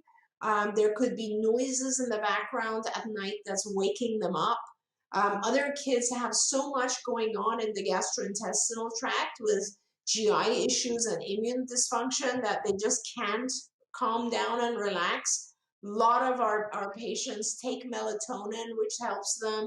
So sleep is another one where I would really recommend that you, for both of these, you have to, and I apologize because there's a lot to do here, but these are both important things.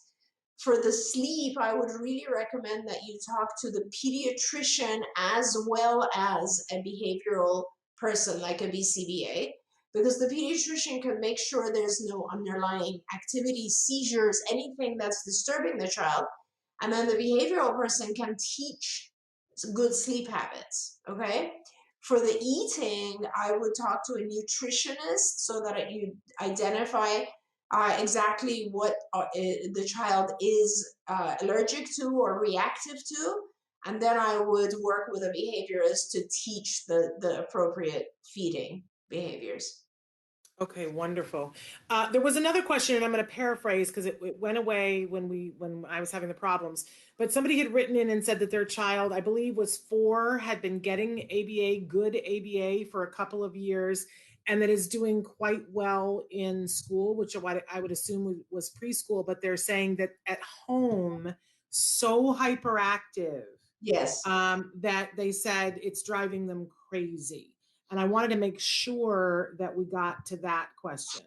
Yes. Okay, so here, and Traven found it for me. So my son is 6. He's been in ABA for 3 years, has made great progress, but he's so hyperactive. He does a great, and his center, not a preschool, but so hyperactive at home, and is now becoming defiant. I'm losing my mind. I'm sending a hug. Yeah, I completely understand what you're saying. I've seen children who are extremely hyperactive, and it can be very, very difficult. I am so glad that he's at a center. That means that the child is receiving ABA, assumedly. I would really tell your team that they need to generalize to the home setting. That's essentially what they need to do. That means they need to bring therapy home. They need to start working at home, and they need to work with you. So, for instance, they will first of all bring it to the setting. So, this behavior, he's already mastered the behavior, he just hasn't mastered it across settings and across people. That means to the home and with you. So, I really feel like what you should do is talk to your team and have them come to the house, work a few hours at the house every week, and to engage you and get you and other parents involved so that they can, the other parent involved so that you can all interact the same way. Okay, wonderful. Can I just put in a plug too when it's ADHD that you were talking earlier about Julie Oh, Matthews, thank and you. for anybody who is watching this, I think it's important to look if you're having ADHD behaviors from any of your children on the spectrum or not. It's so important to look at the diet piece, everything that Dr. Grampiche was saying before, specifically with ADHD about artificial colors and flavors and pesticides. There have been Yeah, all kinds of studies that have shown that even a small amount of pesticide in a child's body will have a direct correlation to the amount of ADHD behavior they're engaging in. I've talked before about the artificial color thing. If you don't believe me, go to a birthday party and watch the kids eat the birthday cake that's got all the frosting with all the colors, and set your clock for implosion.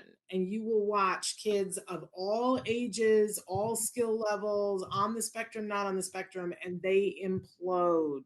it's true. And once you watch that once and you put those two things together, let me tell you, you will never go back.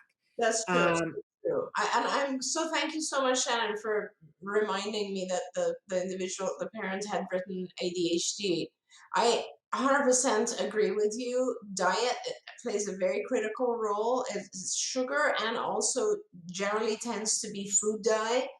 But also, I would recommend that if your child has received a formal diagnosis of ADHD, I would recommend talking to a physician, whether it's a pediatrician or pharmacologist or a psychiatrist, about medications for ADHD. And these are, it's tough to take medication when our kids are young. But I just want to be honest with you guys and tell you, I've seen huge differences in some of our kids where as soon as they get on a medication, their activity level drops so significantly that they start to receive information better. Like, you have to remember that with ADHD, you're processing everything so fast that you miss a ton of stuff that's going on around you. You just miss it because imagine if you were on a train that was going by fast, right? You see certain things, you don't see everything because you're not there. You've already passed it. So slowing down is one of those things that really helps our kids just receive information better. Wonderful. Thank you. Angel says, my 8-year-old is always hungry. She can eat 3 bowls of spaghetti. She also has an issue with heat. She can't stand being outside when too hot. What is this and what can I do? Yeah, you need to get in touch with one of the physicians who is trained with biomedical issues pertaining to autism. I don't know where you are, Angel, maybe write into us and we'll try to help you connect with one of those folks. Or you can go on the website. What is MAP's website? Is it I think it's maps. I think it's actually med maps. But MedMap? if you Google med maps autism, you'll find it. Yeah, and it's a website that an old friend of mine, Dan Rossignol, formed this group, and it's basically what used to be called the Dan Doctors, and it's much more now kind of based on science and training and so on. But these are folks, okay, so Tampa, you have David Berger, who's I one of the love. best I physicians out love. there. Yeah, I'd like please to move to Tampa just to be near Dr. Berger. honestly, he's fabulous. So please get in touch with Dr. David Berger. You can use my name, Shannon's name, as a reference, and he will help you. This is an issue with some of our kids, and their metabolism is very high. They have mitochondrial issues. You will need to talk to David, and he will be able to help with managing this, and it'll help a lot. Yeah, I mean, like, of all the places in the world that you could have written in where you were, like, I felt like we all just won the lottery when you wrote in Tampa. I was like, oh my gosh, you I are know. the place where the person that I would most like to be for that kind of a thing, Angel. I'm so, like, I got goosebumps. It's meant to be. Have a great time. He's going to be able to help you. That's absolutely wonderful. I got to pivot for just a second, Dr. Grampy-Shea, because I promised. Last night, I was getting messages from a young man in Egypt who identified himself as being on the spectrum and being 20 years old. And he said, please, what help is there for me? I just can't deal with my own thoughts. And I was able to share just a couple of resources that, are online for autism in Egypt. And apparently those are outdated and no longer there. Yeah. So for a young person in a place in the world where there aren't a lot of resources, is there anything that you can suggest to help deal with your own personal thoughts? Yeah, so that actually concerns me, Shannon. My initial, and this is like, my clinical training, my initial reaction is, are we sure the diagnosis is correct? So I would very much want to make sure of that as opposed to schizophrenia. Because when you are afraid or upset with your own thoughts, that is a little bit different than what we experience with autism. So please, maybe if this individual is listening, they can write into you, Shannon, and talk a little bit more about, give us a little bit more detail about what these thoughts are and why they are upset or frustrated with them, and then we can guide from there. Okay. And then we had a long question that came in, and we get this question in a lot of different formats. So I'm going to kind of condense it down. But somebody who wrote in, who is an adult on the spectrum, this particular person is 41, but we've had many people write in their 20s and their 30s on the autism spectrum who are still struggling with their parents. That their parents, it's sort of this topsy-turvy thing where their parents think that they can't do things for themselves, or the individual thinks that they can't do things for themselves. And this is a very much concern to me because I'm a parent, and I'm a parent of somebody who's about to be 18 in exactly 1 month from today. And I think all of us as parents want to do the best by our children, but when they're adults, it gets harder, is what I'm seeing, because we're in this mode where we've protected for so long. It's hard to know how not to do it again. So I wondered if you could give us all some advice here for the person who's on the spectrum, things to say to their parent to be able to move into a more adult relationship, and something to say to the parents so that we know how to back off. It's hard.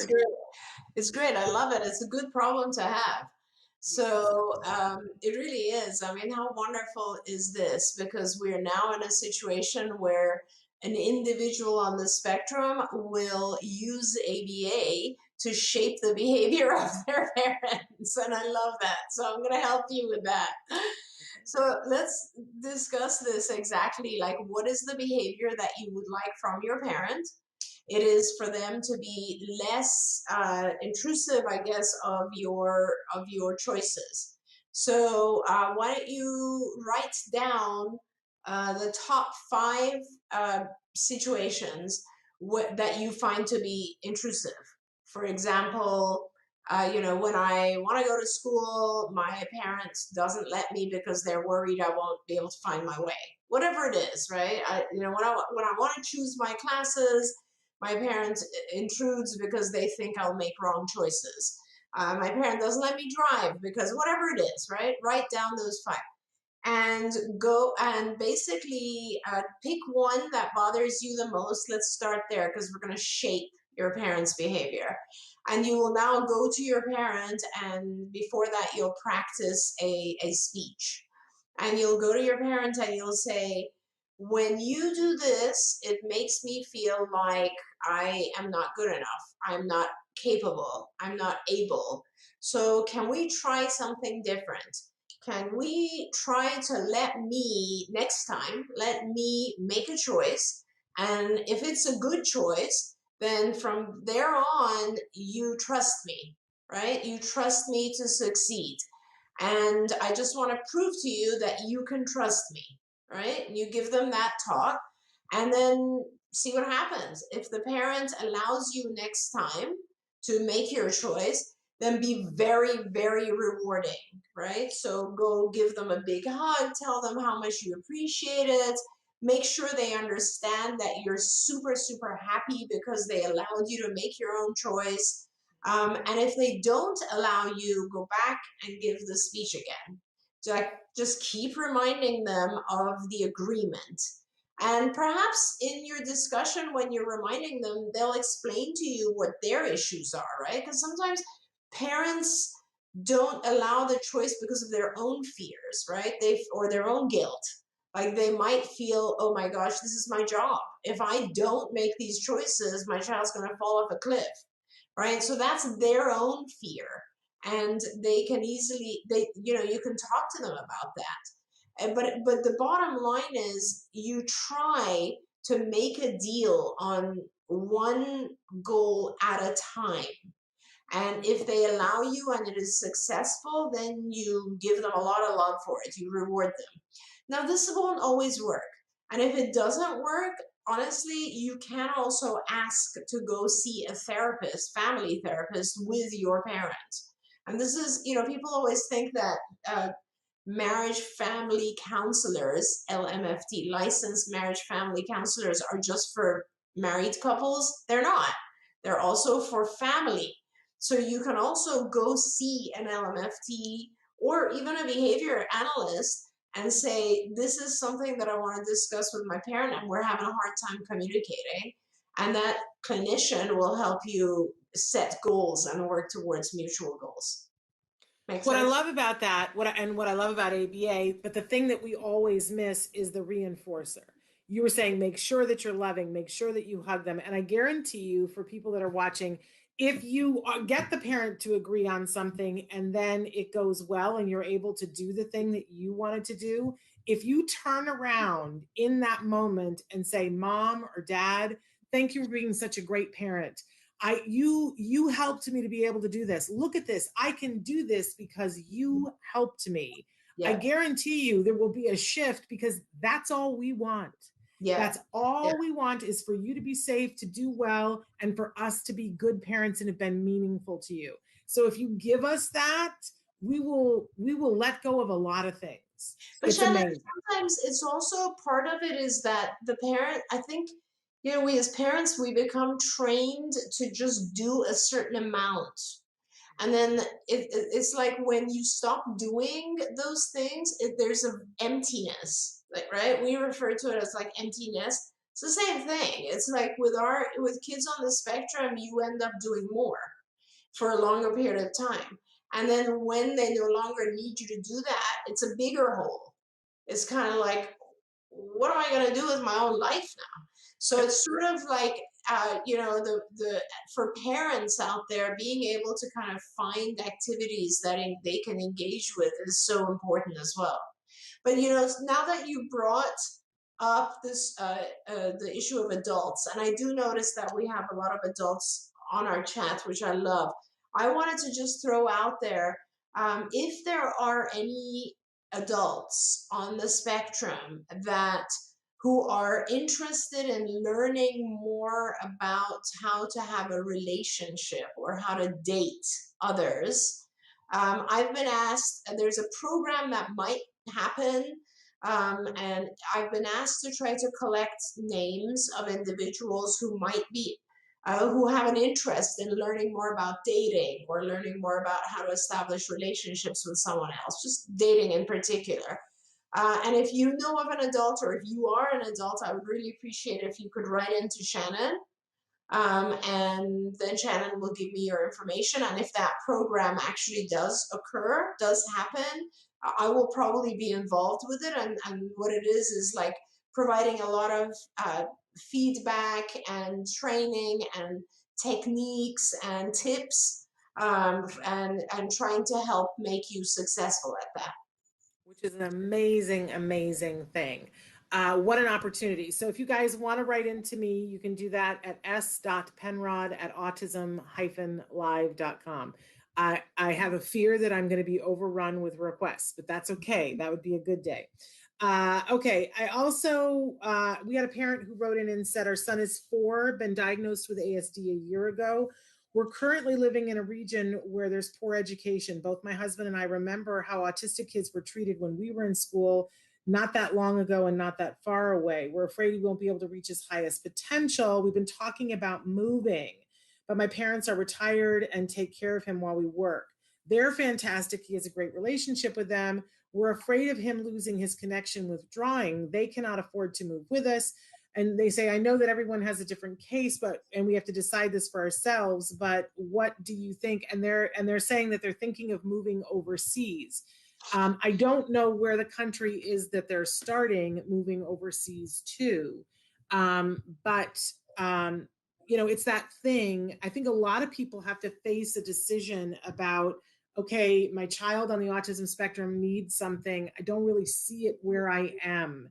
If I leave here to go get it and I let go of our support group, isn't that going to hurt us more? And it's a tough, tough decision. What, because I've seen this happen many times and I've seen people make both choices. What are your thoughts on this, Dr. And they're in the US, Shannon, right Don't now? know that. Okay. I think that they are not in the US, but I don't know that for sure. Yeah. So that is an important part of the criteria here in order to answer the question, because I would suggest that the support system is vital. Like, I just think that it is a critical part of doing this. And I would want to first try to help you find better intervention rather than move. And there's a big difference from country to country. So I kind of would like to have more information, I guess, before I can help advise you on that. Okay. Wonderful. Okay, so Angel, who's so on it, has already looked up to see that Dr. Berger doesn't take her insurance and is more than a little expensive, which we should have warned you of. And so she's wanting to know, is there anyone else? I would just like to plug that there are, I see how much you're saying he is. And when I tell you he's worth it, because if you want to get the answers, he's the one who's going to have those answers. However, I understand not having the $240, but there are places that you can apply for grants, or you can do a fundraiser. That there are many people who even just do a fundraiser on Facebook and say, I'm doing a fundraiser for my child's health. Can I be honest and tell you that when we sent our child to a doctor like that the first time, we did a fundraiser. That is exactly what we did. We did a fundraiser and we raised the money because I couldn't afford the doctor or the tests. Yeah. And I gotta tell you, Angel, it'll be more than just the initial 30 minutes, right? So you're gonna need more than 240. So I have two solutions. I mean, one is, first of all, the fact that a doctor doesn't take insurance doesn't mean that you cannot get insurance coverage. The way that it works is that you have to come up with the funds up front. So you would pay him the 240, and he then gives you a statement that you send to your insurance, and you will get back from the insurance whatever your coverage is. So 80% or whatever it is, instead of paying him, they'll pay you. And that is, everybody needs to know that. Your insurance does not just pay your doctor, they can also reimburse you, but it's a matter of coming up with the funds up front, and then you'll have it back in a month or maybe 2 months. Sometimes the insurance takes a while. The other option you have is to write in. I mean, for this $240 for 30 minutes, I'm going to fund that for you through my foundation, which is ACT, Autism Care Today. So please write in to Shannon and ask, give her your information, and we will connect with Dr. Berger if you want, and we'll get you your initial assessment or consultation, and I will send him the payment for that. So you can tell them that ACT, Autism Care Today, or Dr. Doreen is going to fund it, and I will fund that for you because I want to make sure you get that help. He's worth it. Wow, you're amazing, Dr. Grampiche. Lightning moment right there. Yes, OMG, you're an angel. That's amazing. Okay, I'm crying too, Angel. I'm right there with you. Because I know how big that is, and I know how much help that's going to give you. So that's really amazing, Dr. Grampiche. How can you do that to us? You turned us all to waterworks. No, this is what ACT does, Shannon. You know that. I know. And we want to help families, and and we'll end up funding more than that because I think you will need you'll need some lab tests and lab work.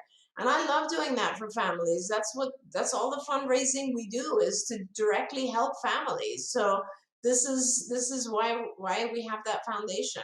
So please, you guys, if you have things like that, you got to write into us. Okay. My 4-year-old son, ASD son, probably has visual stimming, looks at moving trees, light coming out of the windows. His language skills are improving. Please help on how to work on this. Yeah. And they say, thank you for previous advice you've given in over the weeks that they've been watching. Oh, I'm glad. So visual self-stimulatory behavior is a hard one to get rid of.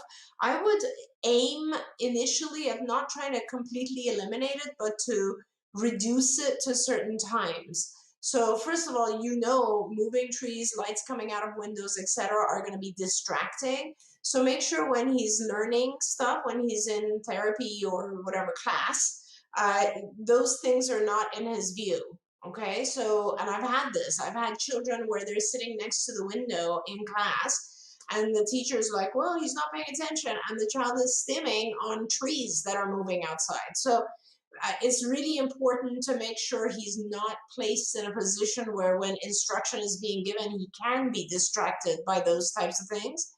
And then what I would do is I would allow those activities at certain times of the day, and the rest of the day I would try to minimize it and allow him to just focus him.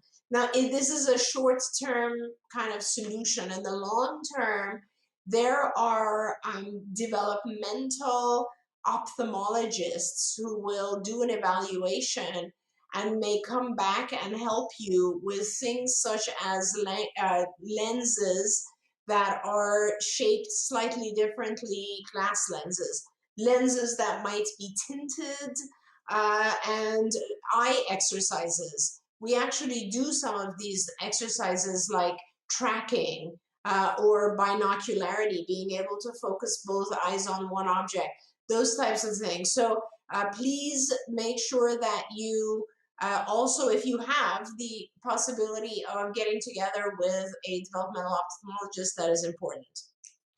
Okay, I didn't realize how late it was, and I've gone over time. I apologize to Dr. Grampiche. She has things she has to get to.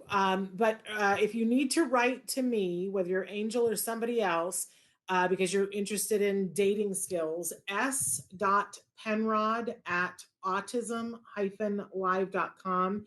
Traven's got it up there for you on the screen, s.penrod@autism-live.com. I have to say, tomorrow, you guys, pivotal show, Dr. Stephen Shore is going to be with us for the first time live. He's amazing. He's the person that's credited with being the person who said, when you've met one person with autism, you've met one person with autism. He's incredible. You're going to love him. I can't believe it's the first time we're having him live. And so, say hello to him for me. He's a good friend. I will say hello to him. He is one of the most wonderful people. Everyone loves him. So he's on the show tomorrow live. You won't want to miss that. And then on Friday on the show, we're talking robots. And so we've got an amazing doctor here who's got a really cute robot that's doing things with autism. I can't wait. You know, I'm into the robots. So check that out. Until tomorrow, though, give your kiddos a hug from me and one for you too. Thank you, Dr. Grampiche, and thank you to all of you. Bye-bye for now. Thank you. Bye-bye. Bye-bye. Good morning and welcome to Autism Live and to Ask Dr. Doreen. I'm Shannon Penrod, and look who our guest is. We have her with us live. Dr. Doreen Grampiche is here with us. She's going to be here with us for the next hour, talking to you guys, answering questions that you may have. I want to quickly tell you that there are many different ways to get your question asked. You can email, but the fastest way, if you're watching the live show right now, and if you're watching the live show, you might be watching on YouTube, on Twitter, on our homepage, or on Facebook. Our homepage, by the way, is autism-live.com, and you can be watching the show live there. The fastest way to get a question answered when we're live is to be on that YouTube, Twitter, or Facebook, and just be on that platform and send in the question. It shows up in real time. If you're watching, say hi, and I'll shout out, and you can see how fast that is. Look, Parker said good afternoon. So that's how fast it is, Parker. Good afternoon to you too. We also want to let you know that we're live on a bunch of other sites, and we podcast. Any place that you go to get your podcast, we are a free download. We are very proud of the fact that you guys have made us the #1 ranked autism podcast worldwide. So excited to be that, and we are that because you guys liked us and shared us and told friends about us, and you subscribed and you reviewed on iTunes. So Traven is showing you some of the myriads of ways that you can watch the show either live and in podcast, and we hope that you guys will. I'm so happy. Good morning. We're so glad to have you here, because I think we're going to get to a question of yours in just a second. It's at the top of my list. So thrilled that you are here. And I mentioned that we have Dr. Grampiche with us. She is, I believe, not just a true expert in the field of autism, I believe the preeminent expert in our time. And so it's always a thrill to have her here with us. She's been working in this field for how many years? I know it's like a thing, and I should like let go of it because I'm the one that's always trying to protect you, because no one would guess that you have been on the planet as many years as you've been practicing. So, because you've been, correct me, like it doesn't want to stick in my brain. It's more than 40 years now you've been practicing in this field. That's just crazy. That's nuts. That's crazy. 42, going on 43. Well, again, like, and everybody hears that and goes, what skin cream are you using? Right? That's where we go to. But the really important thing is that she is a true expert in this field and has gone through a lot of changes in this field and has talked with and helped people all across the spectrum and their families. We're talking about very young children all the way up through senior citizens, supporting them, seeing them as whole people. In fact, we should say what you're doing this weekend, because I think it's pretty incredible. Are you willing to talk about what you're doing this weekend? Absolutely. And good morning, everyone. It's so good to be back. We've been traveling for a little bit and haven't had the show for a while. This weekend, of course, is the ABAI International Conference. That stands for the Association for Behavior Analysis International Conference. And this is a very important conference for ABA, and it has many thousands of attendees who are mostly BCBAs, or board certified behavior analysts, but there are also a lot of parents, families attend, teachers, practitioners, all different individuals who are involved with autism in one way or another. This particular conference is not just about autism. The association does have another conference that is only about autism, but this one is about all different forms of ABA. And this weekend, CARD, the Center for Autism and Related Disorders, is being honored for its many, many years of having provided service to families across the world. And I am, on behalf of CARD and myself, receiving that honor at the opening ceremony of the conference. So that's one very wonderful part of this conference. And Shannon, another very, very exciting thing for me, which I think is just is something that just came about sometime last year, and it was like a wonderful thing that happened, was that, you know, I decided I was about to retire. This is sort of the beginning of COVID, and I was trying to retire at that point, and I had saved some money, and I decided to donate it to this association, the Association for Behavior Analysis. And they formed an endowment in my name. So it's the Doreen Fund. And this fund will now every year pay for a physician, a doctor, a medical doctor, to present at the ABAI International Conference, so that behavior analysts can learn more about the medical side of autism. And this is something I'm very, very passionate about, because a lot of behavior analysts don't, you know, they forget perhaps, or that autism, you know, that the child is a whole human being, and we have to worry about their biology and their medical situation, and we have to make sure the child is feeling well and doesn't have gastrointestinal problems, or is, you know, deal with their sleep issues and anxiety and all the medical and mental sort of other issues that are ongoing. And that dealing with those and helping the family through those actually improves the ABA that we do. It accelerates what we do with ABA. So I'm a really strong believer of multidisciplinary treatment. And I'm just thrilled, because this is the first year. Every single year now there will be a speaker, and the fees for the speaker, essentially the honorarium and so on, and the travel costs and so on, will be paid by my endowment, so that now ABAI will begin to train behavior analysts on medical issues pertaining to autism. And I'm very excited, because this year, the first year, we have Dr. Richard Fry, MD, PhD, who is an incredible scientist and physician, and he is doing the very first talk, and he's going to be training BCBAs on the complexities of the medical issues in autism.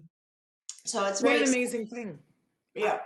It's industry changing. One of the things that I cite all the time as one of the many reasons why I think you're the preeminent expert in the field of autism is that you've been doing this for decades and looking at individuals as individuals, whole beings, as you said. And that isn't, you know, and I don't want to make it sound like I'm disparaging the field of behavior analysts at all, because not at all. I'm a huge fan of them. But some people tend to be like, well, you know, my expertise is this, and I'm going to stay in my lane. And when you're a caregiver, when you're a parent, and you're trying to put together a team, and your child is, you know, bending over, sticking both fists into their stomach and crying when it's time for them to do ABA, it's really, I think it's so beneficial when you have somebody who is willing to work with you and with your medical staff to the greater good for that child or that individual. So I applaud you for being the pioneer in this, and for putting your dollars where your heart and your brains are, so that other people will benefit from it.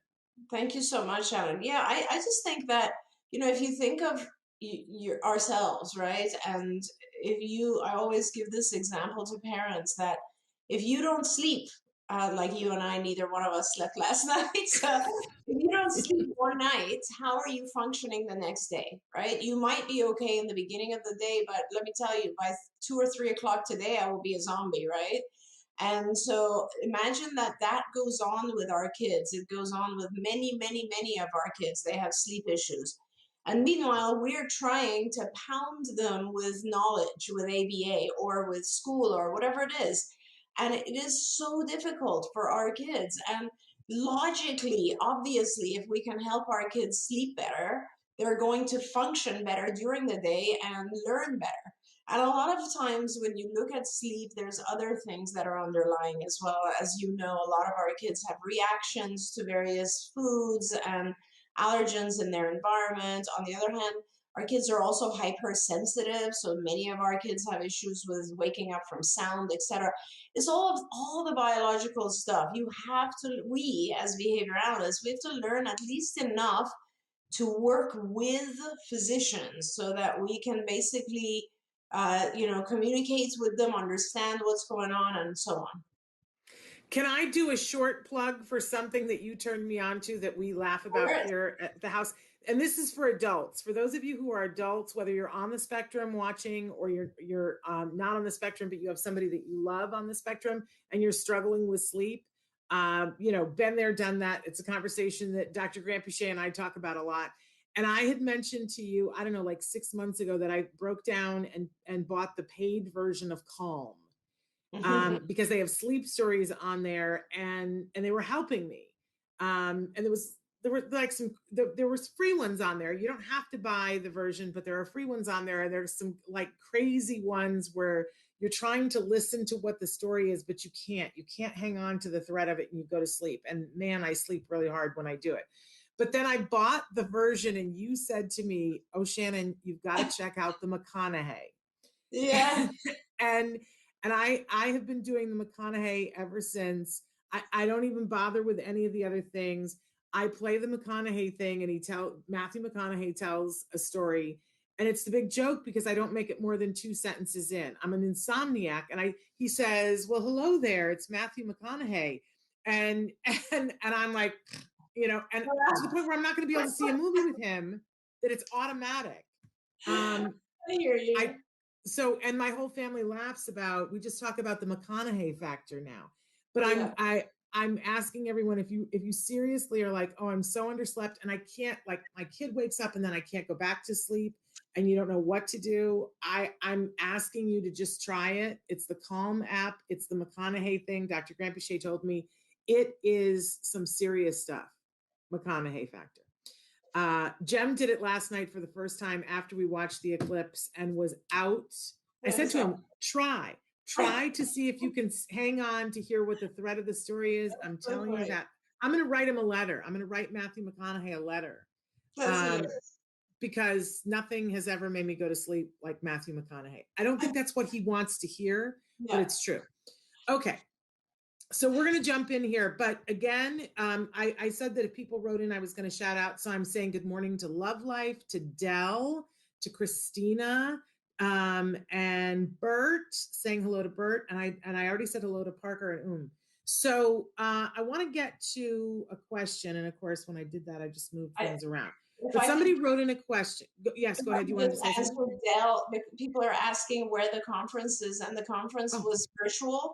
It's a virtual conference. So if you go on the Association for Behavior Analysis International, you can Google that, or you can also Google ABAI, and you'll see all the information.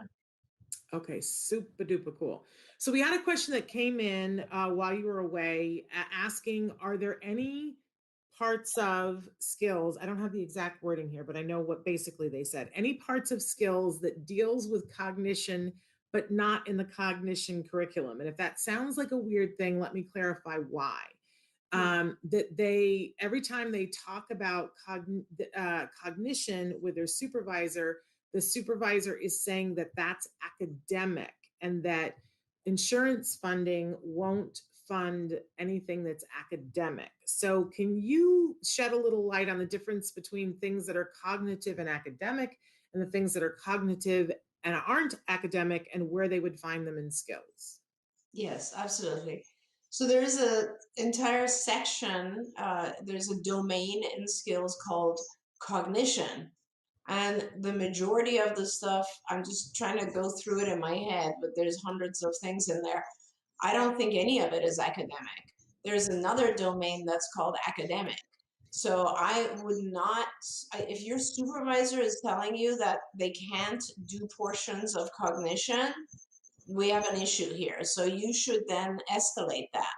And you're always welcome to go through Shannon and contact Shannon, and she will let our clinical director, Evelyn Kahn, know.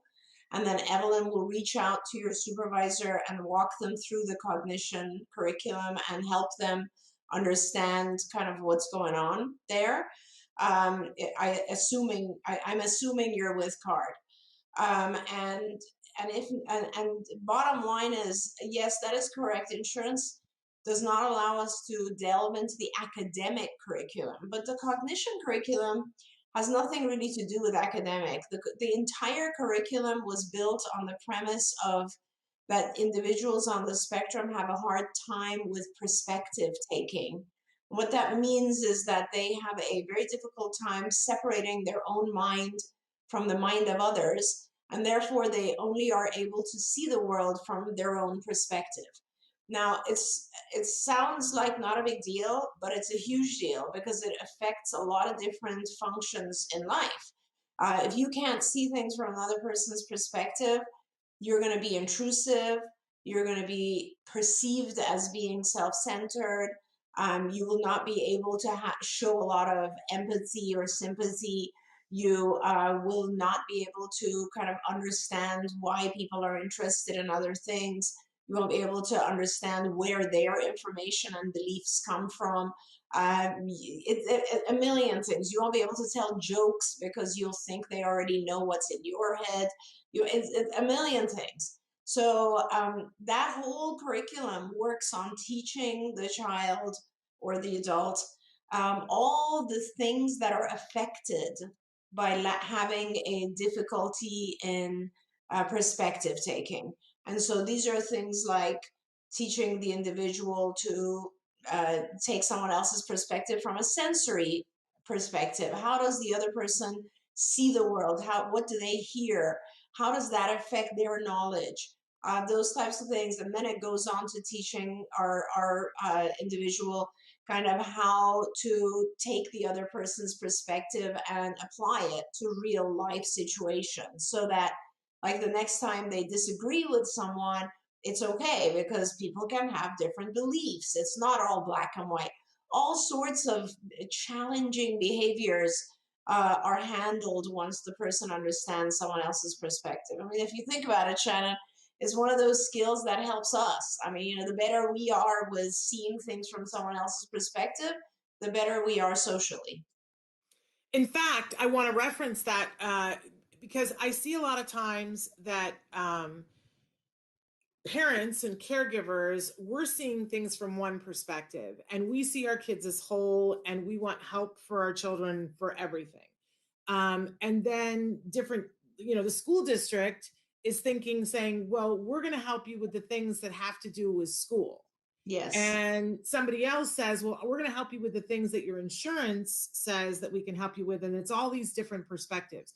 But what I want to say to caregivers in particular and to folks on the spectrum is that sometimes when we ask somebody a question and we ask it what I call tightly, that, so you say, what can I do about my child behaving this way in school? I find that in this generation of people, we get a tight answer. They'll say, oh, I can't help you with what happens in school sometimes. And I'm taking it to the most exaggerated form that it could be. And they just answer the question that you just asked instead of asking the bigger question of what's the behavior that you're seeing and are you seeing it at home too? And so I want to encourage parents and caregivers always to, ask the question tightly, but then ask it broadly and keep asking until you get to the answer. As Dr. Grampiche said, though, if you're a card family and you're having these kinds of issues, talk to me and I'll tell you what words to use so that you get your point across, right? And that you don't get stopped by something because somebody was actually answering your question correctly, but they weren't looking at what the bigger question was maybe that you were asking.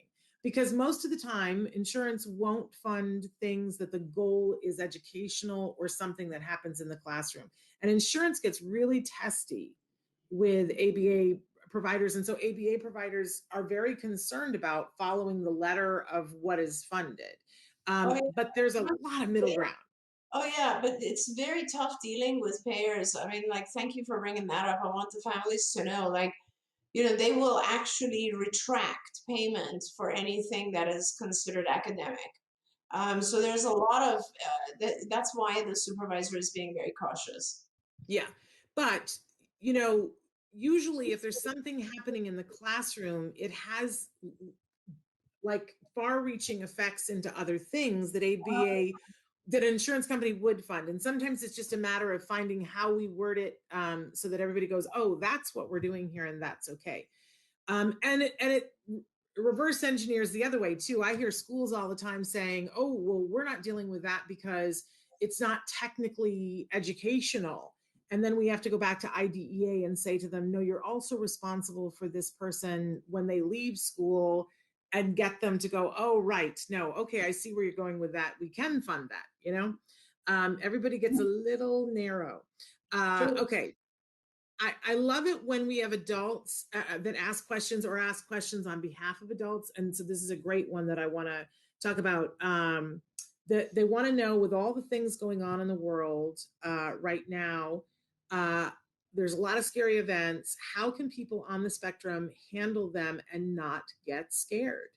And for those of you who are on the spectrum, I think this will be interesting to you. But for those of us who have people that we love on the spectrum, knowing how to support them when scary things happen is a really useful task.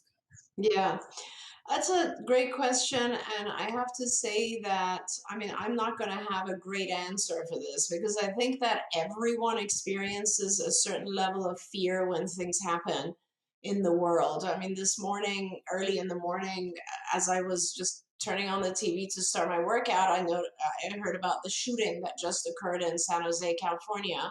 It's another mass shooting. And these are the things that are extremely scary.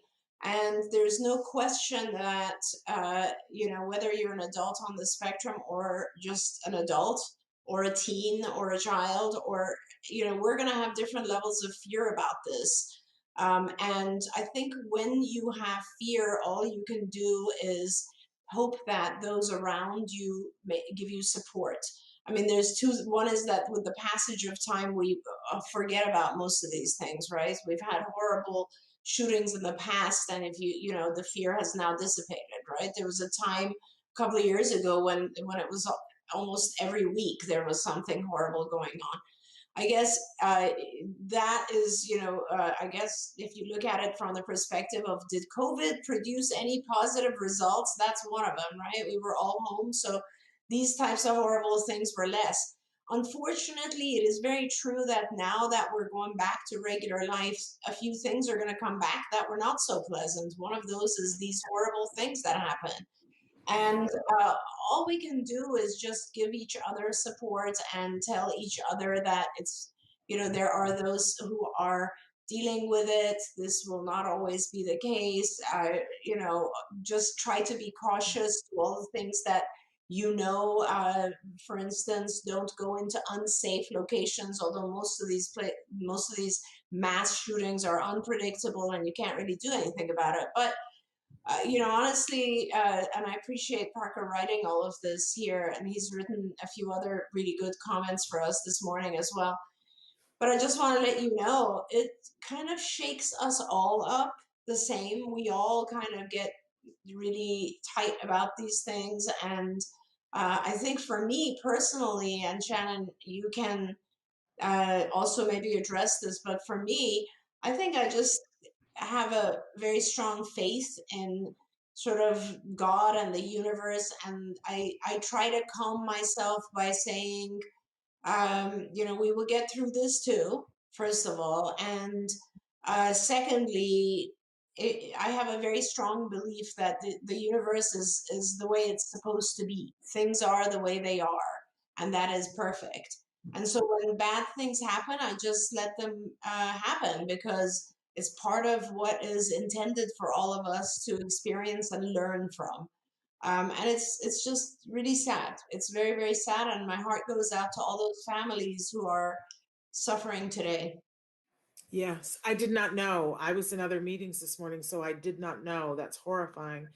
I just want to add to that I'm an adult who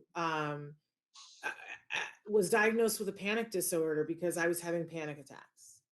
And I talk about it, on the show. I never want to, talk about it endlessly, but I got to a point where I was having great trouble leaving my home. And in many cases couldn't leave my home. If I stepped outside, I had to come back in. And the help that I got for that, because I'm somebody who is very reactive to medication. I'm not a good person. Taking a Tylenol is like a whole big thing for me because I have allergic reactions to so many things. So, I went to doctors and said, what can I do? Because I was feeling very overwhelmed. And by the way, this was at a period of time where my son had been diagnosed with autism and we were facing a lot. And I was having a hard time with everything, with literally everything. And doctors wanted to prescribe Valium or something that would numb me out. And then friends were saying, have a drink. It'll all be better if you have a drink. And I was like, wow, I have to be able to be there for my kid. I can't tune him out. He's full time 24/7. So I didn't see how any of these solutions worked. But finally, somebody told me cognitive behavioral therapy, and I did cognitive behavioral therapy, and it helped me, and it still helps me.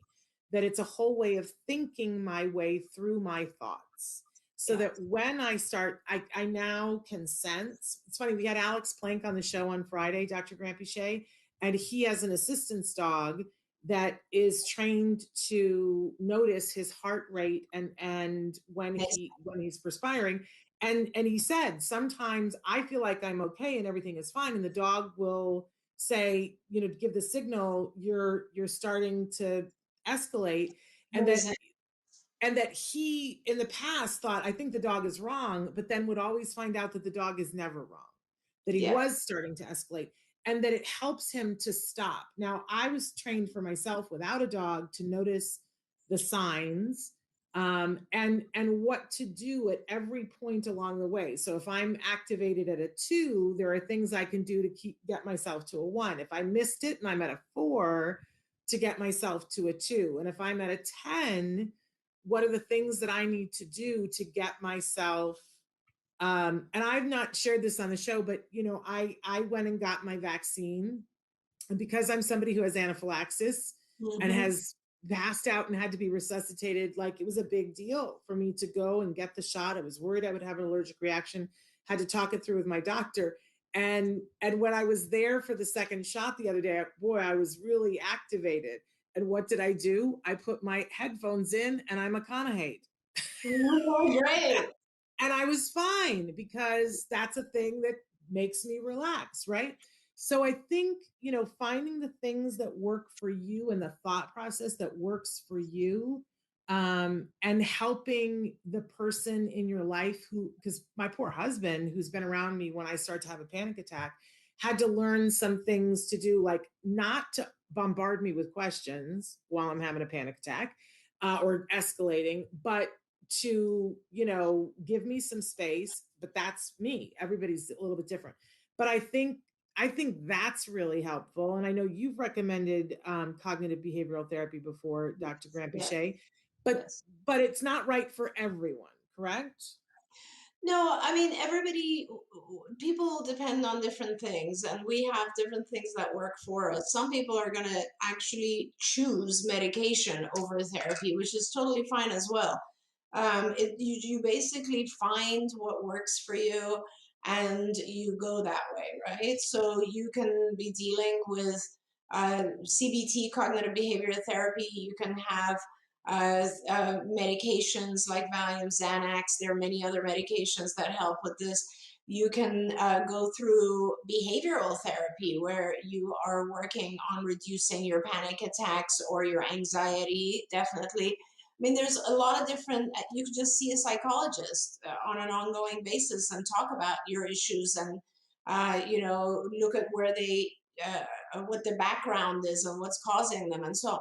So there's a lot of stuff that you can do, and absolutely, Shannon, I forgive me to the audience for not bringing that up, but certainly if you're feeling to the point where you have anxieties or issues around anything that's going on, definitely therapy of some type or even psychiatric treatment, which is medication, is definitely the way to go. There we go. So I hope some of that is of help to somebody out there. I'm saying hello to a whole bunch of people, Miranda and Nava. So thrilled that you're here with us, Nava. and Nazra. I'm loving these names. Samra Wheat, so glad that you're here. Lucy, we're going to get to as many of these questions as we can. I want to go to a question about funding, that somebody got a diagnosis. My child was diagnosed with ASD, but the insurance denied ABA after doing the ADOS. I certainly want to know, where are you located? Which state are you in? Are you in the United States? The ADOS is a diagnostic tool. It's the Autism Diagnostic Observation Schedule. So that if they denied ABA after ADOS, the only reason I can think of is that your child did not qualify for a diagnosis of autism. So that is where you need to go. You need to get the results of the ADOS from whomever gave it to your child. And if it actually says that you don't have, your child does not have a diagnosis of autism, does not, the ADOS does not indicate it, and you disagree with that, then I would go see someone else who's a diagnostician and start that way. It's not, if your insurance is rejecting it based on some other thing, I can't imagine what that would be. The ADOS is only intended for diagnosis. We are seeing some weird things happening though right now with insurance, where people are getting denied, and it's not a legal denial. Yeah. And want to encourage everybody and empower them to know that you can appeal decisions made by your insurance, and that often, depending on what your insurance is, your first appeal is sort of perfunctory. It doesn't do anything, and often you'll, as caregivers, we don't know this. So we put in the denial. We take the time to sit down and put in the denial. And by the way, they have to give you the denial in writing. And that denial in writing has to have instructions of how you can fight the denial. So make sure you get it in writing.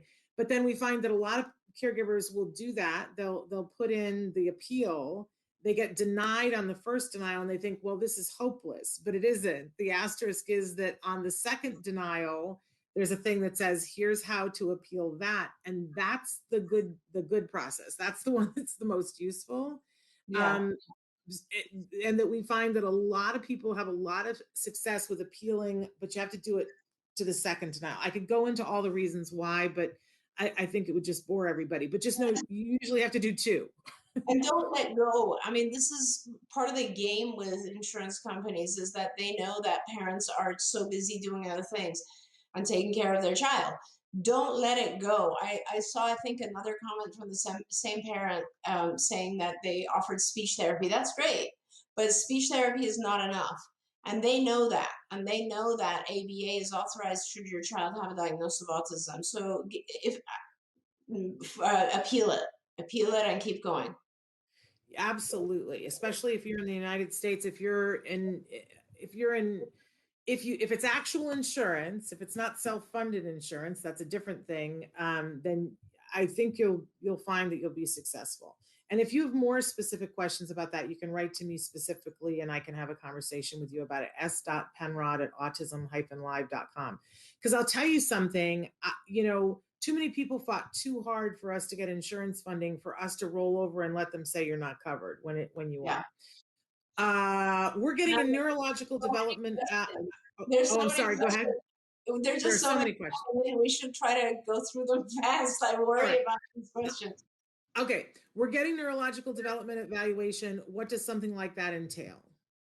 Oh, okay. So they're going to do some physical tests and some tests that resemble IQ tests. So a lot of the testing for neurological issues is similar to like the type of test where, for instance, they'll put a block in front of your child and another series of pieces of a block and ask the child to try to produce the pattern that's on this block. Or they will draw something and have the child try to copy it, or they will say numbers and see how many numbers your child can repeat forward or backward. There's those types of activities, and that kind of will be able to tell them more about all different functioning of the mind. Don't be afraid of it. It's really good. It's a good thing to have neurological testing. It tells you a lot about how your child is thinking. And good for you for getting it done. Hi, have you had any experience with kiddos taking Namenda? His biomed doctor wants to put my son on Namenda to help with symptoms, especially hyperactivity. My son laughs excessively. It's an escape behavior. He also laughs excessively when he's nervous. I know it's not yeast. We've tested him for yeast and they said it's exhausting. We're sending you a hug. Yeah, it is. I'm sending you a hug, but okay. So a couple of quick answers to that. One is that you mentioned that it's an escape function, so that would indicate that he is specifically laughing in order to get out of situations. And so let's deal with each of these one by one. When he laughs, do not let him get rid of the situation. Do not allow him to delay something. Continue working with him and ignore the laugh. You also mentioned that he also laughs when he's anxious. That's a completely different function. So let's make sure we can do whatever we can to reduce his anxiety. Sometimes it's just something as basic as allowing him to hold on to his favorite stuffed animal, or increasing reinforcers in his environment. Or, does he have other things that could lead to anxiety? Like, is he sleeping okay or not? So let's make sure we deal with the anxiety. That's probably important for the physician to deal with. Now, Namenda is usually a medication that's given for dementia patients, right? And it's supposed to clear up cognitive activity. It's supposed to increase your cognitive activity and make you just kind of a little bit more clear in your thinking. It does have some side effects. One of the side effects is it makes you tired. And I don't know if the physician is trying to use it in order to balance out the hyperactivity. I'm not sure, but Namenda has other side effects too. For instance, a lot of people have nausea from Namenda or dizziness. So I'm not sure that I would go to Namenda as a solution for ADHD hyperactivity.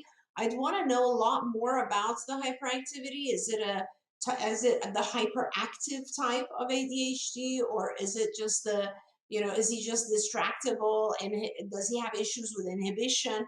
What's the overall profile? There's different types of ADHD. And then there's other medications. If you even want to try other medications, maybe you've already tried them. Namenda would probably be something that happens after you've tried the standard medications for ADHD. Hopefully that helps. Yes. Long question here that I'm mostly going to refer to tomorrow because we have Bonnie Yates, special education attorney, on the show tomorrow live taking questions. So somebody wrote in and said, how do I make sure a school district removes a special needs teacher and aides and replaces them with someone who is educated and doesn't abuse our kids? And they want to know about how do we get cameras in the classroom? I'm sending you a hug because it sounds terrible. I see on here that you have a lawyer, but I'd love for you to talk to Bonnie Yates tomorrow about this very issue. There's a lot that needs to happen for school reform. Anything you want to add to that, Dr. Grampiche? No, I mean, wherever possible, if you can, write down what's going on, record where you can, have people go in and observe where you can. The more proof you have, the better. I'm very sorry you're going through this. It's very disappointing because we put our children in the hands of teachers, and to have something like this happen is just shattering. Absolutely. I'm glad you have a lawyer, though, because a lot of times that's what it takes. Where do we find out about the therapy that Shannon used? I use CBD oil and it helps me a lot. I don't do RX medicines. And they're a different parent than before. They went on to say that their insurance denied ABA or anything for autism. And they are the ones who were told that speech therapy, but then they didn't pay for it. So I'm a little horrified by that. But do you want to tell them about where you'd find it's cognitive behavioral therapy, CBT instead of CBD, which is the other thing. So you can, psychologists have different areas of specialty. Some psychologists are behavioral psychologists, others are family systems, some are psychodynamic and they follow Freud theory. There's lots of different types of psychologists. You can find a psychologist by asking your health insurance for referrals or a list of psychologists on their website. And then each of those psychologists will generally have a bio that says, my area of specialty or the way I practice is blah, blah, blah. And so you're looking for CBT, cognitive behavioral therapy. It's similar to behavior therapy, but it is a little different in the sense that they give you exercises and activities that go in, like, that require you to practice and in your mind, and they change the way you think about certain things that are happening to you. And it's extremely effective. I do want to tell everyone, and I appreciate a lot of people like Shannon don't want to try medication, and that's perfectly, absolutely fine. And CBT is very effective on its own. Medications are also effective on their own. The combination of the two has always been shown to be the most effective when one or the other doesn't work. Now, CBD oil is also something that a lot of people use for anxiety, and for panic attacks and even for pain. And I don't know a lot about that. I don't have experience with that, or I don't have a lot of, I think it's mainly because it's too soon. But it certainly has been proven to be effective for a lot of people. So yes, absolutely. I mean, as I said, Shannon, we all have to find what helps us. I want to shout out. We had somebody wrote in and said, "Hi Doreen, I love your passion and your company. You've been so inspirational." And they later went on to write that they are a proud mama of a card employee, and I don't know if you can see who they said it is. Somebody that I adore, Oh, and actually, uh, yeah, that's awesome. Thank somebody you that for joining us. I adore your daughter so much that I'm the one who had Joe Montaigne do a personal message to her, Doreen, That's because amazing. when Joe Montaigne was on the show, and we always have a meet and greet whenever we have a celebrity on the show when we weren't in COVID, and people could come and say hello. And Ashley, the wonderful Ashley, she was in a meeting and she wanted to meet Joe Montaigne in the worst way. And I was going to the opening of a show that night that Joe Montaigne was at. And I was like, could you just do a shout out to Ashley? And he's such a good sport. He did a whole thing about Ashley, where were you? And it was That's hilarious. awesome. So I hope that mom has seen that. I also Sorry. want to say I love Ashley as well. She's an incredible person. Thank you. Thank you, first of all, for your kind words, but thank you for giving us such a capable and wonderful, kind and incredible person to manage all of our. For many years, Shannon, she managed the training for all of our. Yeah. OMs. Oh, we lost Dr. Grampiche. Or we lost me. I'm not sure which one. She's frozen. I hope you guys can still see me. I'm going to keep talking. Hopefully we'll get Dr. Grampiche back. Hopefully, maybe it's better if it's her that you have instead of me. I don't know. I want to go back to a question that we had from Dell about not getting the insurance not funding you, but that the school is not being helpful, and that they're not helping your child with licking his hands. So Dr. Grampiche is back. I'm back on my cell phone because we suddenly lost electricity. Oh dear. Yeah. Well, that'll do it. So the person who wrote in and said that insurance would not take the diagnosis and school's not being helpful. He says that they're having a problem with his child licking his hands. Mm-hmm. Yeah. Do you have some suggestions? Well, I mean, licking your hands. It's very hard to find the function of that. If you are working with a behavior analyst, I do recommend that you try to figure out why he's licking his hands. But in the meantime, I mean, a lot of children that I've worked with in the past who did lick their hands, if I could determine that it had just basically become a habit and we couldn't identify what was leading to it, sometimes you can. Sometimes, Shannon, it has to do with just, something on the hand that's bothering the individual and so on. But if you can't, I guess the best thing to do is, there are, even at like any drugstore, you can find these, I forget what, no bite, I think it's called, which is for little kids who bite their fingers, their fingernails, or for little, very young children who suck their thumbs. And it's pretty harmless, and you can put it on the hand, and it has like a sour type of taste. And that will, convince your child very quickly that it's not a fun thing to lick the hands. Yeah, doesn't taste good. Incredible. So I want to flip to a question that we had that came in last week while you weren't here, Dr. Grampuchet.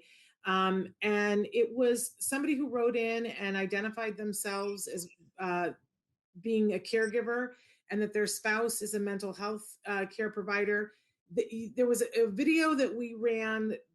You were talking about the differences between ASD and other diagnoses like ADHD and how there are gradations of things. And they were very excited and said that they want to be watching more videos, but they wanted you to take a second and say what your credentials are. Oh. And where, research that you might have been involved is, because they said we want to know who our experts are. And I thought we should answer this because we don't discuss this enough. No, of course. Yeah. So I am a PhD psychologist. I'm a licensed psychologist in many, many states. I can't name them all. So I've been relicensed at least 10 times.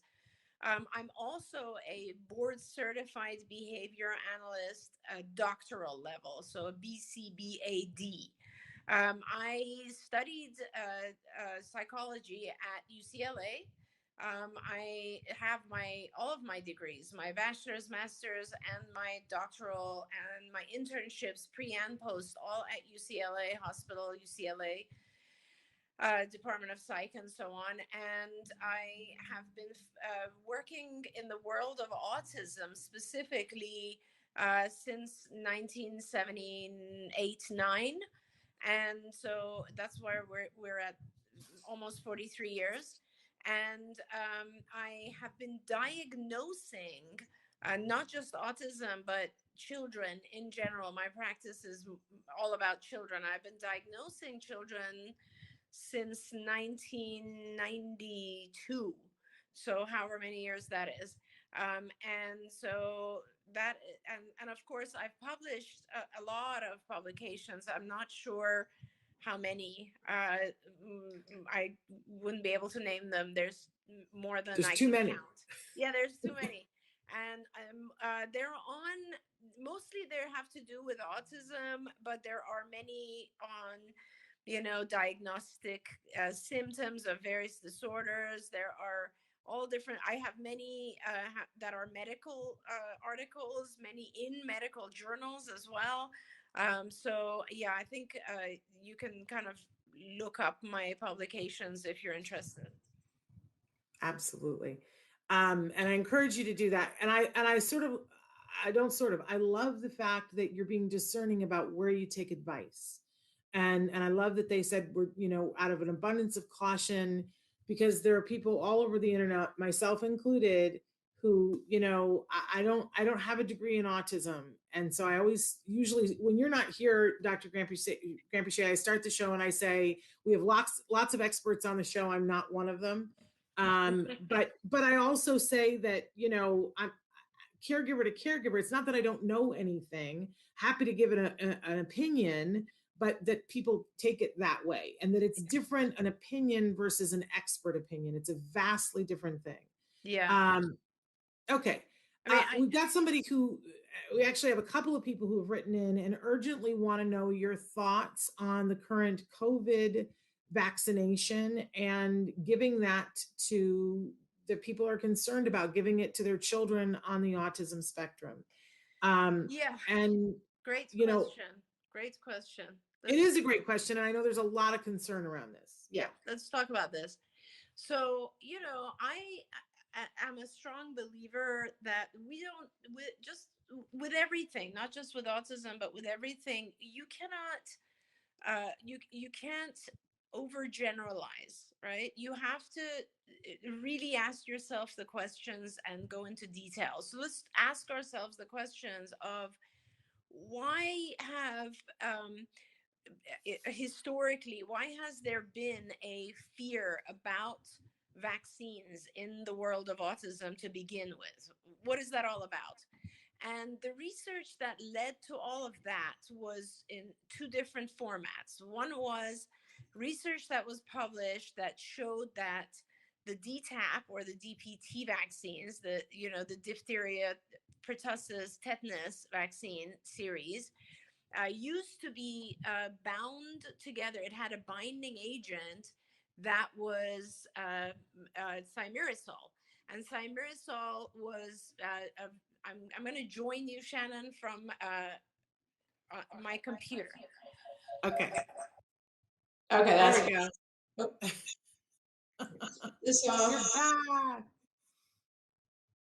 So the electricity must be back on. Yeah, the electricity just came back on, and I thought I should just join you here. So, Okay, so thimerosal was mercury, and it was causing our kids toxicity levels that were not acceptable. So a lot of families then basically reacted to that and stopped taking the DTaP vaccine. Further, the flu vaccine as well has a massive amount of thimerosal. In fact, later, I don't remember the year now, I think it would have been like 2007 or something, the binding agent was changed, but it caused a significant reaction in the world of autism. After that, there was also research that showed that a lot of children developed very severe gastrointestinal inflammation after having received the MMR vaccine. It was a completely different thing. It had nothing to do with the mercury issue, but it had to do with the inflammation of the gut. And it went back and forth, and there's a massive amount of controversy around it. But I can tell you that realistically, the research shows that there is a lot of gastrointestinal inflammation occurring in children. And it's not just about the MMR vaccine per se. It's a fact that with our children, they are immunocompromised, which basically means that their immune system is not functioning the way that it does in us. And a lot of that actually has to do with their redox capability, their ability to detoxify from various toxins. And that is a fact. In fact, it's getting so bad in our environment, Shannon, that almost everyone has some sort of GI issue now and a gastrointestinal issue now. And a lot of these issues are just because the toxicity level has gotten so high in our food and the use of plastics and the air, and our food is probably the biggest source, water, etc., that we are no longer able to detoxify. And so that is absolutely something that is of concern with our kids, because they are, they're have a harder time with vaccines. The way that traditional vaccines work is that they're giving you a very, very minuscule amount of the disease, and your immune system is supposed to react and eventually and basically put up a wall against that disease, because your immune system now has a tiny taste of it and is now going to crush it and now become so strong that that disease or that virus or whatever it is will not attack you anymore. Now, the current vaccine, the COVID vaccine, is completely different theoretically, right? The way that it was made has absolutely nothing to do with giving you a small particle of the disease at all. It's not that. It is made by a messenger RNA. The vaccine, it changes your genetic composition. So what it does is they're giving instructions. Think of it as a message. It's not, it is not a little bit of COVID so that your body reacts to it. Not at all. It is a message that is being given to your genes, your genetic structure, and your genetic structure then the message is, hey, there's a virus out there. We want you to start protecting my body against it. And then your genetic information and it reacts and then produces the antibodies that would normally be in place had you been exposed to COVID. So this is a little different. They're not exposing you to the virus. They're actually giving a message to your to your immune system to react before it has ever been exposed. So we've never had a virus like a vaccine like this before. Whether or not it doesn't follow the rules of past vaccines and our concerns. It doesn't have toxic metals in it or mercury. It doesn't have that kind of a fear that would potentially cause inflammation in the gut, as in the measles vaccine, etc. So it doesn't follow those rules anymore. So one would say, maybe I shouldn't be too concerned about it because it's not within the same category. Having said that, it's brand new. We don't know.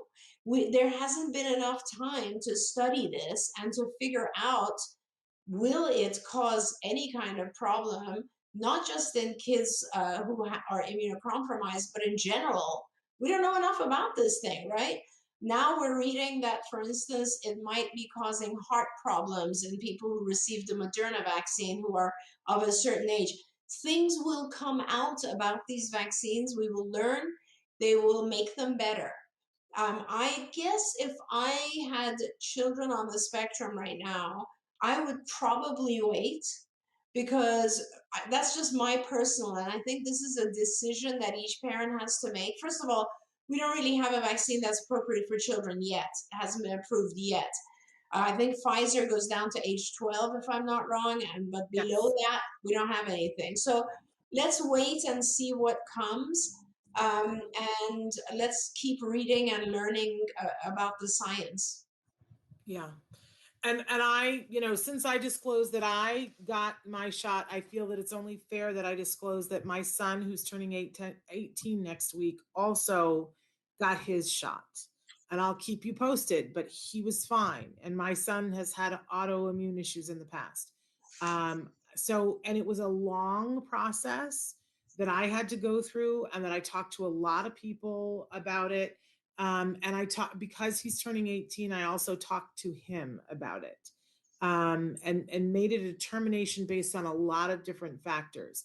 It was not a light decision, but it was a decision that we made. And so I want to be open about that we did make the decision, and he made the decision, and he has now had both of his shots, Pfizer. So I'll keep you guys posted on how all of that goes. Okay. So there was a question, if I remember. I don't remember what it was now, but I think there was someone was asking about a genetic disorder, or saying that their child has. I don't remember what it was, because it is the same. Yeah, it is the same person who was saying that they would like cameras in the school, and that they're finding out that, and they would like to have different people in the school, and they've hired lawyers. And the genetic disorder, I'm going to find it and tell you that they were saying Smith-Magenis syndrome, which I'm not aware of. 11-year-old. Yeah, it's a chromosome deletion disorder, and if I'm not wrong, it's chromosome 17 deletion. But it's some of its symptoms. It's actually an interesting question, because a lot of times with our kids who are diagnosed with autism is diagnosed based on symptoms, right? And sometimes when you find out more, this again is one of those things where you have to know the biology of the child. When you find out more and you do genetic testing, you realize that there's underlying genetic deletions or issues with chromosomes. Now, because some of the things with chromosome 17 will result in similar issues, like you'll have challenging behaviors. With this particular disorder, you will also have some intellectual disability. And if I'm not wrong, I think you also have sleep issues. So you're going to have some similar types of issues going on. From a therapy and support perspective, behavior therapy is the way to go.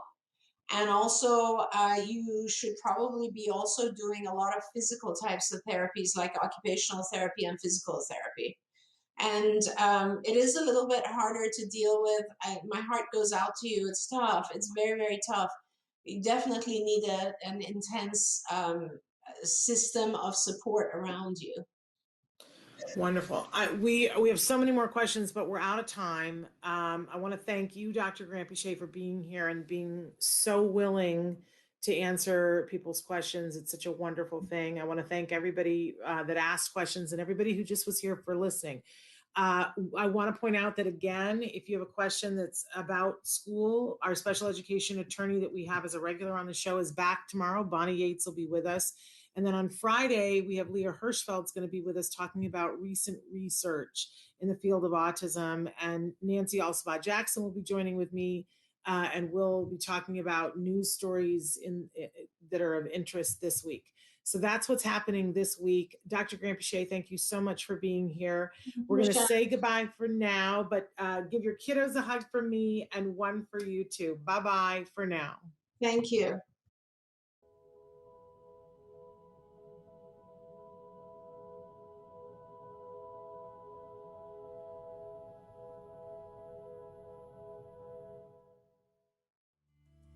Thanks for watching Autism Live. If you found anything helpful in this video, please give us a like. In fact, make sure that you smash that subscribe button on YouTube and give us a like on Facebook. You can also follow us on Twitter and on Instagram for important updates. And please download our free podcast wherever you get your podcasts. Thank you so much. See you next time.